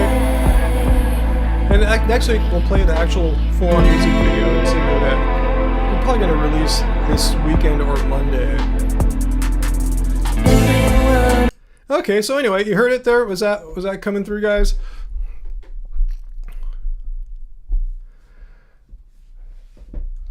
All right, so let me come back to you guys here. All right, cool. The TKP started. The TKP started. All right, Tusk and Kill peel off in about half an hour, guys. All right, thank you, babe. All right, so we'll play that. Well, again, we'll play the full-on music video next week. That's a little teaser here. I think I fixed my audio issues. Remember the last few weeks I was having some issue where I couldn't make all my sounds and stuff.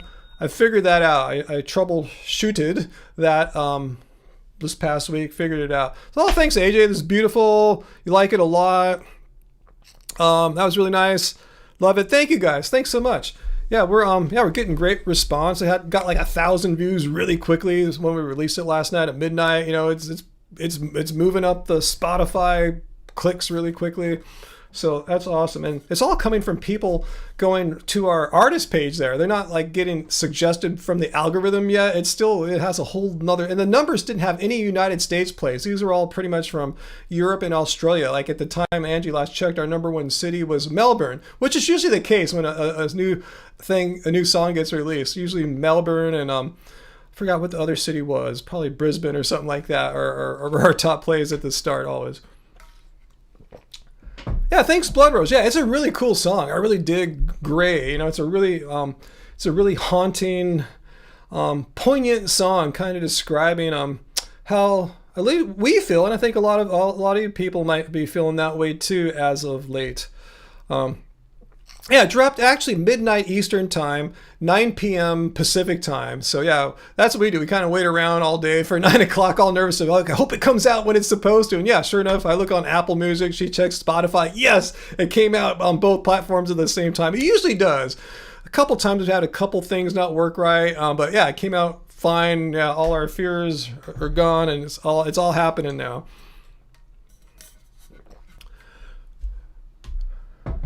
Yeah, Carmichael, we said, this is beautiful. You like this a lot? Let's see. Are there any more there?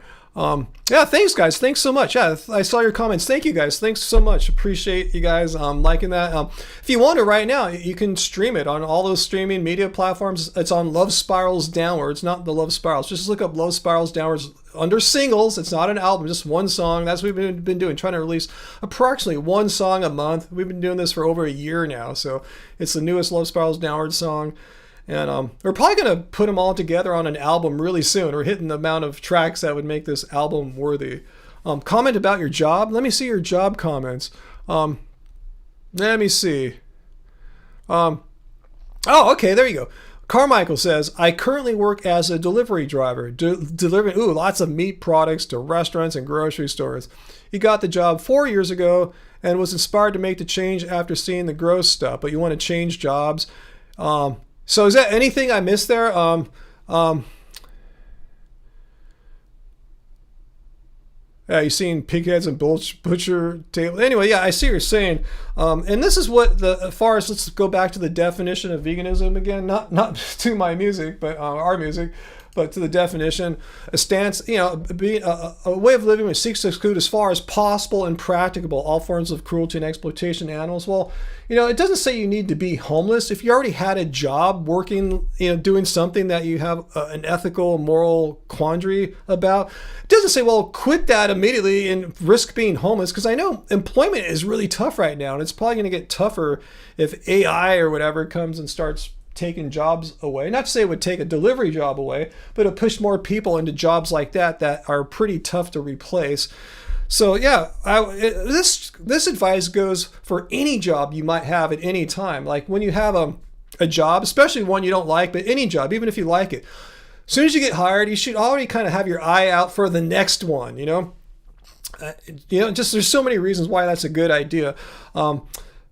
Because you have leverage too. When you get a new job, you haven't failed them in any way. They only see you as promise, the promise and expectations that they hope you're going to bring. You have the best time to negotiate a good salary, hopefully, unless the job market's ultra competitive and they don't care. Let's try to just like get pay you the lowest. But anyway, usually it's the time you have most leverage. But my point is, yeah, be on the lookout for your next job. When you find one, especially one that aligns with your moral and ethical views, take it. You jump on it. But in the meantime, yeah, you're not required to become homeless, become delinquent on your bills, end up on the street because of a moral, ethical belief. And again, it's no fault of yours that you probably had this job before you ever went fully vegan, right? You know, so it's not like you, have a lot of control over past decisions that you made prior to going vegan that affect your current life.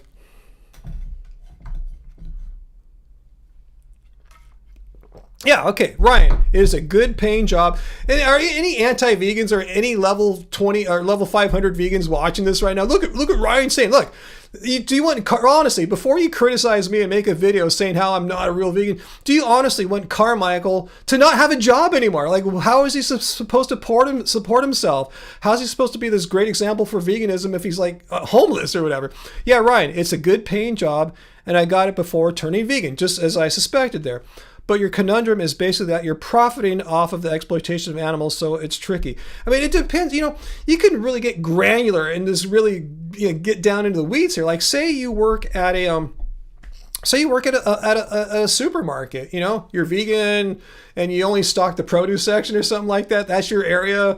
You know, still they sell meat there, right? They sell animal products. Say you work at a gas station. Your job is to make sure people are paying at the gas pump and credit cards are getting ran through. Well, I'm sure they sell snacks there that aren't vegan, right? I'm sure they sell beef jerky, meat and shit, whatever.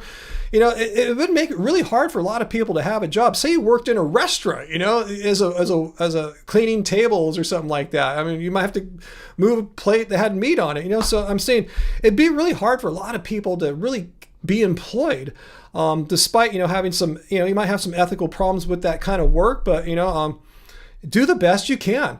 Keep your eye out for the next job. Maybe you'll find a vegan restaurant or a different kind of delivery job. Maybe just delivering packages, that not meat and food and stuff like that.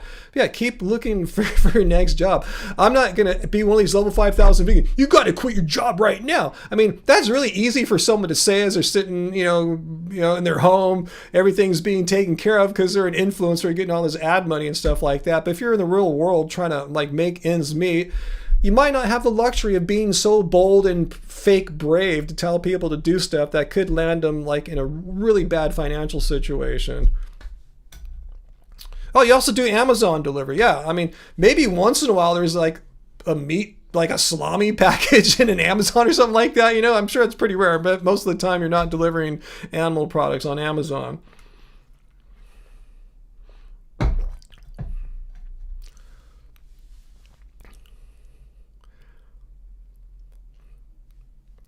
Is Olive still here, man?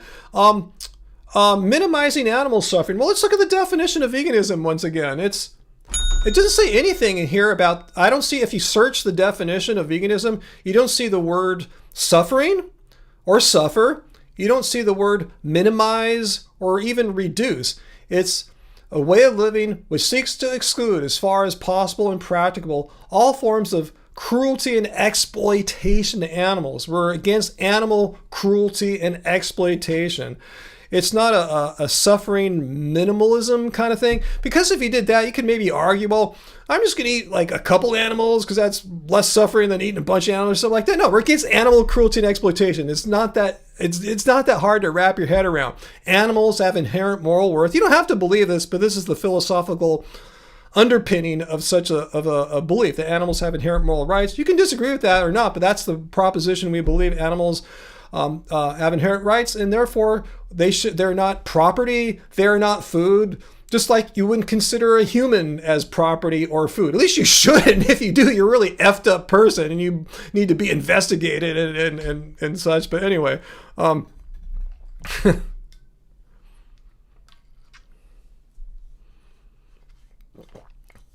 what's that Moonrise Studio Disco? I don't even have a job which is inconvenient for living, but convenient for how many times anti-vegans try to find some way that not living in a box makes you the devil. Not sure if I fully grasp that. Maybe I'm just getting tired now at the end of my live stream.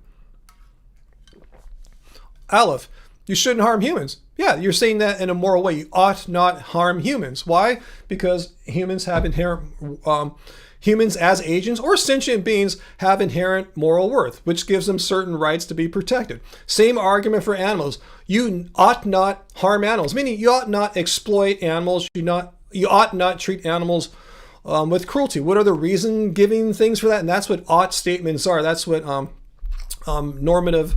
I'm sorry. That's what these kind of ethical proclamations mean. It's an objective statement. There's got to be some reason given. The reason is, they're agents. They have inherent rights. So anyway, we're not going to do philosophy anymore, though, as I said. All right. So anyway, he's talking more about veganism, not animal rights more broadly. Yeah, I'm talking about veganism. I'm a vegan. And as a vegan, I believe animal cruelty and exploitation are wrong. As this long-standing definition of veganism goes. And why? Just do I believe that randomly? No, I believe animals are sentient beings, they're moral agents, and therefore they have inherent rights that, say, rocks and sticks and sand don't have. That's all there is to it. Well, you can believe humans have moral worth and not believe that animals and don't think animals have it, but you're just wrong, because there's no distinction between animals when it comes to having sentience and sentience and agency, the ability to make decisions, make plans, fulfill those goals.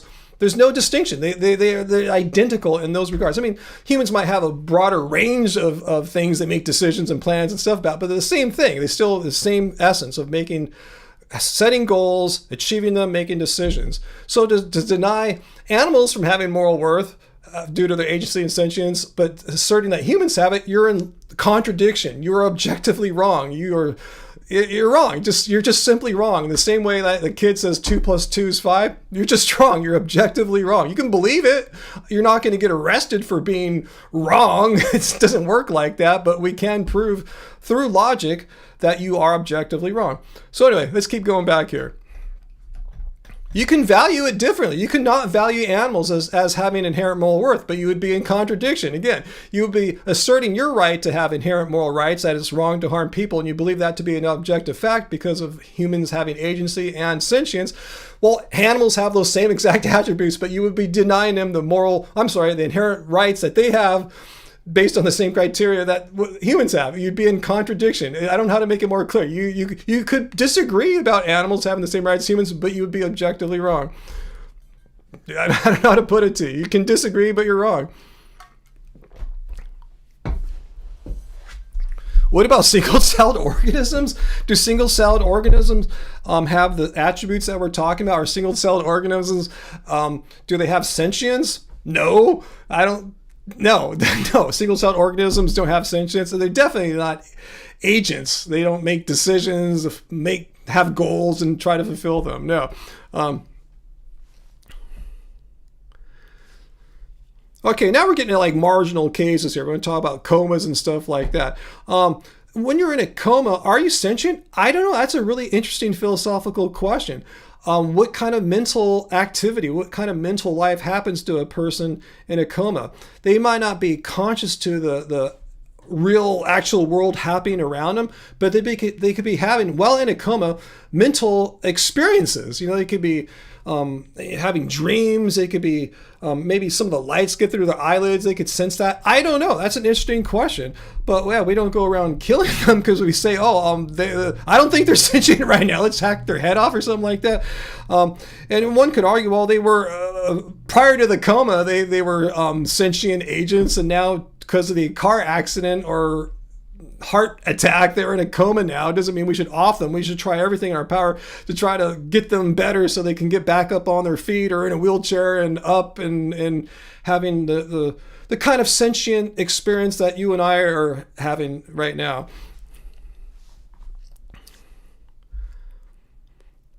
I think I just explained that, Mitchell. Yeah. Estenhar, yeah, Mitchell, someone in a coma could be sentient in some cases. They were previously sentient, probably, and they could probably become sentient again if certain things happen to them. They just temporarily unsentient because of the coma situation. Doesn't deny that they are human beings with the capacity for sentience, and they probably had it for 99% of their lives too. It's like, oh, they're not sentient right now, let's whack their head off or something like that. No, they're still sentient beings, and for all we know, like I said, even while completely seemingly asleep, they could be having a very rich mental life, something like a single-celled organism wouldn't have. Like an amoeba doesn't have they're probably more than a single cell, right? But they don't have a rich mental life when they're like just laying there or something like that, like a person in a coma might. What about the cases where they're not? Well, how do we know, Mitchell? How do we ask a person in a coma what their mental experiences is happening when they're actually in a coma? So you would have to presume, when in doubt, go without. When in doubt, don't kill them. Just let them be. Assume that they're having some kind of mental life. You cannot ask them when they're in a coma, kind of by definition, right? So anyway, enough philosophy here. What's that, VLAN? People who keep masking nebulous inquiries about veganism need to ask themselves, what do all these questions lead to? Do they want to feel better? Yeah, why even ask these questions in the first place? What is the point of bringing up these odd questions for, like these thought experiments in marginal cases? Why are they even bringing this up for? And VLAN, you nailed it. Is it because they want to feel better about exploiting animals? Or are they sincere? Are they coming in good faith and they do want to change?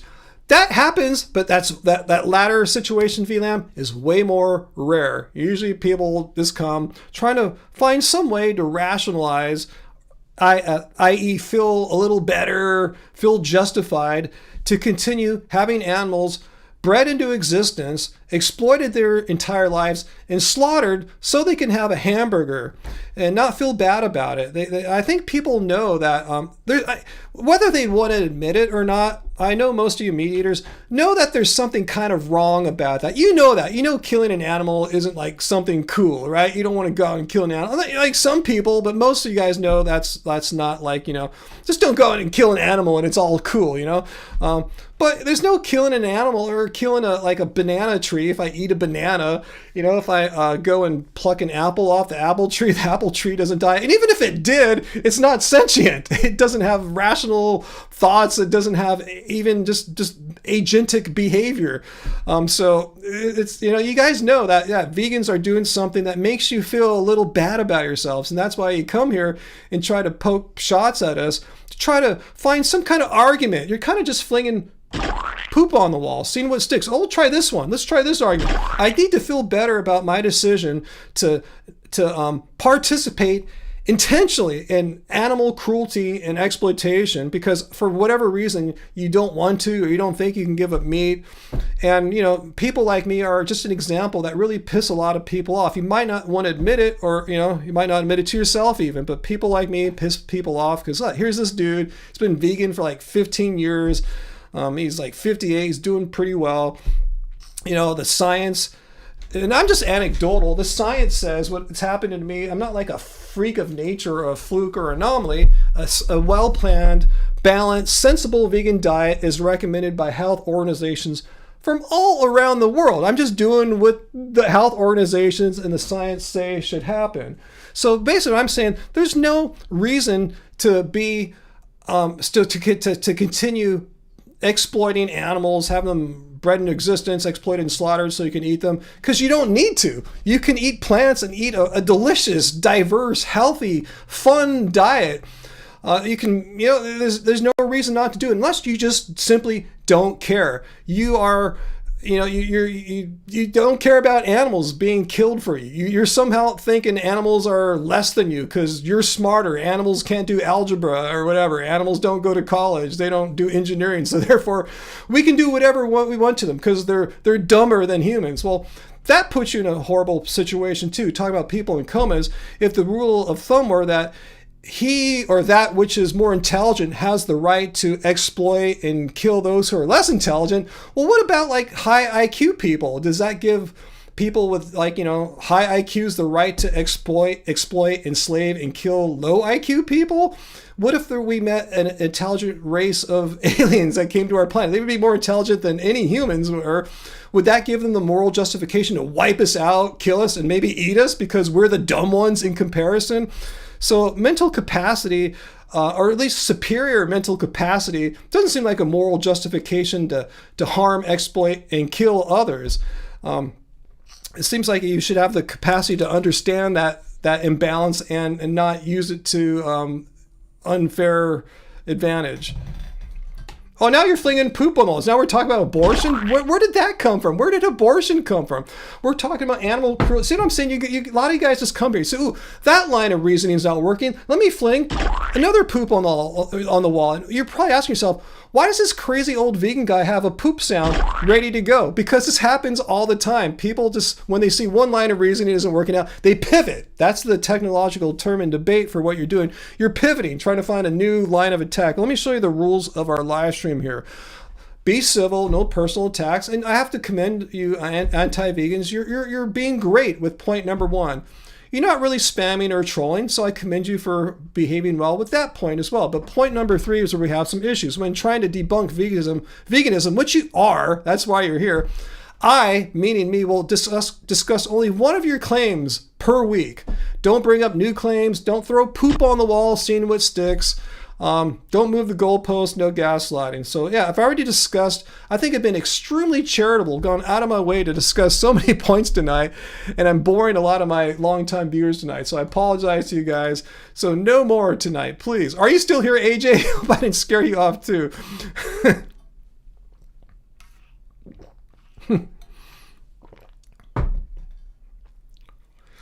Veganism is about morality. No, you're conflating notions. Veganism is first of all a healthy way of eating, not my opinion, but it's a stance against animal cruelty and exploitation. You say veganism is about immorality, so is abortion. So many things are about morality. Like slavery is about morality. I don't talk about that. Drug trafficking is about morality. Kidnapping is about morality. Raping is about graping is about morality. There's so many things that are about morality. Just because something is a moral issue, bigotry is a moral issue. Just because something is a moral issue doesn't mean that I have to be front and center discussing every single moral issue on God's green earth here. I'm only here to talk about one moral issue. That's exploiting animals, treating animals cruelly, and killing them so you can have a hamburger. I'm not here to talk about slavery. I'm not here to talk about home invasion robberies. I'm not here to talk about robbing stores and graping people. I'm here to defend one wrong thing in the world. If I had to defend every wrong immoral issue in the world, I would not be able to make a living unless I made a living defending all these immoral things. So anyway, yeah, I can't take up the helm of everything that on God's earth that someone finds immoral. My specialty here for this purpose, for this live stream, for this channel, is talking about animals having inherent rights and not killing them so you can have a hamburger. I'm not here to talk about slavery. I'm not here to talk about other issues. Anyway. You're still here, AJ, Heidi. All right, I'm glad you guys are still here. Okay. It's so funny how this happens when people think that you're defending veganism, they have to defend everything in the world that's wrong. I know there's a certain name for that, like intersectionalists. And if you want to, guys, all the anti-vegans, go find these people who call themselves intersectionalist vegans, because they believe, like you do, they believe that every moral wrong should be defended by themselves as vegans as well as others. They feel like they should champion every kind of moral issue, every kind of person or thing being exploited. It's it's incumbent upon them to speak up for all exploited types. I don't believe that, because I believe in specialization and passion. I'm passionate about veganism. Doesn't mean I believe slavery is fine. It doesn't mean I believe grape is fine or anything of the sort. Just means those are not the issues that I've been doing this since 2010. I'm very well read, well educated, well versed and what veganism is about and can explain it very clearly, I hope, and defend it decently well, I think. So that's why I'm talking about that and not talking about slavery or grape or other immoral issues, or issues related to morality, I should say. Anyway, so what rule are you breaking? Let's take a look one more time what you're breaking. Rule number 3, when trying to debunk veganism, I will discuss only one of your claims at a time. You've been pivoting all freaking night. You started off with like why I believe it's objectively wrong to believe animals have no rights or no inherent moral value.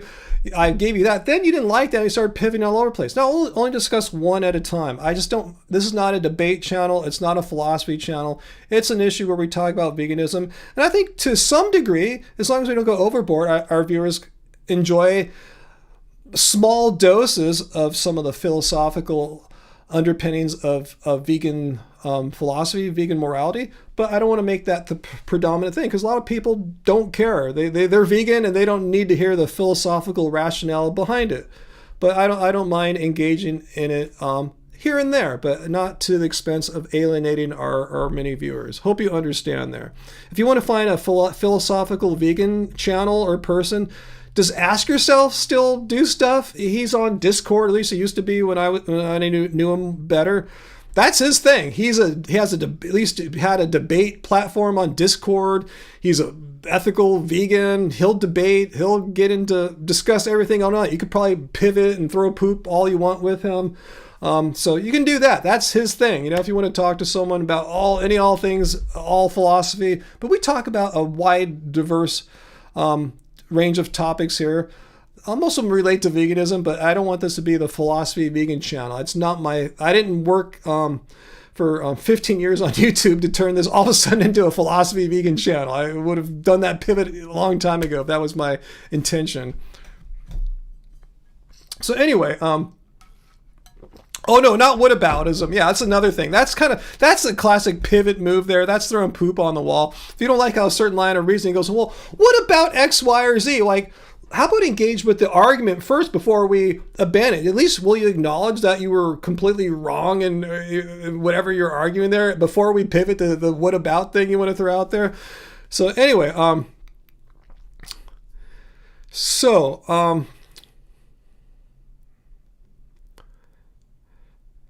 oh, Moon Mist Zero. I'm sorry, I didn't ignore your comments. Ignoring is an accusatory statement there. Ignore means I just didn't see it. I was explaining to people, if I don't see your comment, it's not that I'm ignoring you. I'm either engaging with someone else, and there's other comments flying by too, and I apologize. And I always say, just don't take it personally, and just copy and paste it, and just hopefully I'll see it later on, and I'll come back to it. Unfortunately, it's time for me to end the live stream about now. I usually just go 2 hours, and I'm actually a couple minutes over right now.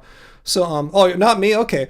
But yeah, you're talking to one of the people in the chat, and I get it. So yeah, if anyone thinks I didn't answer their question tonight, I didn't see what they had to say, come back next Friday. I do this every time. Whatever time it is right now, guys or gals, wherever you're at in the world right now, you can do some basic math. Look at your clock right now and subtract 2 hours. Whatever, say for me right now, it's 8 p.m. Subtract 2 hours. 8 minus 2 is 6. And that's an objective truth there.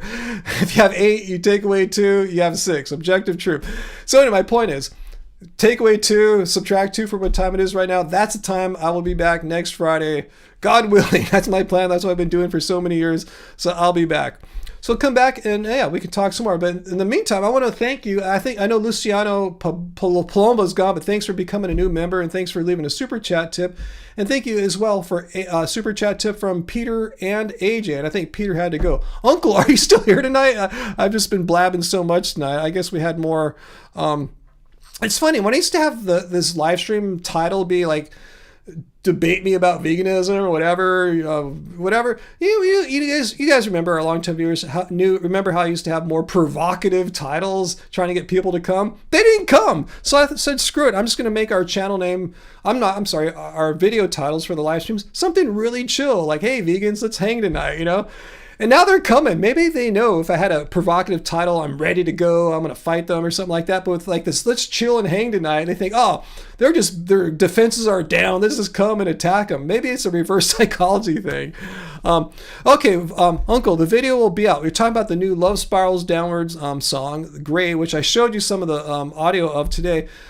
Angie and I didn't narrow down, we didn't finalize the release date for the music video, but I think we're going to just wait for the weekend to be done, just to like kind of promote the new song today, tomorrow, and then Monday on just a fresh day when we're over like telling the world about the song, then we'll tell the world about the video. I think it's better that way than have everything come on the same day. It's kind of too much, you know? You can't like... You know what I'm saying? You can't talk about yourself all day on social media and promotion. So I think, Monday we'll have the new video, the music video, not just a lyric visualizer video, but a full-on music video for our song Gray. So hopefully you'll check that out. Angie did an amazing job with that. It was kind of a surprise, the way she edited it. I thought it was going to be a visualizer video, and I saw, oh no, she's going for a music video. Awesome, this is cool. All right, so anyway, guys, so I want to thank you guys for coming and hanging with us, whether you're vegan or against veganism. Thanks for spending some of your Friday night here. I appreciate it, and great to see all our longtime viewers, all our channel members, and our moderators, Peter earlier and Uncle. Thanks for being here tonight. You know, in case things get out of control, I know you got my back, Uncle. You've done it many times, so thank you so much. Appreciate it.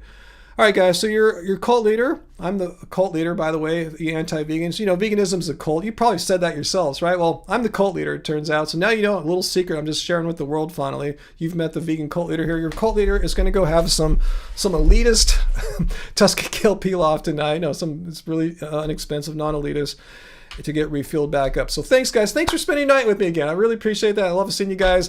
Thanks for being a part of my life for all these months and years, in many cases for our channel members. So thank you so much. Love you guys, and appreciate you guys. You know, all just for being you, just being here with me. I just feel better just chilling with y'all. So I'll see you guys next Friday. Hopefully I'll have a new video out. Peter sent me 3 to choose from. Hopefully I'll have time to sort through it all and make a good video for you guys next week. So remember, guys, doesn't suck being vegan, and your cult leader says keep it chill, guys.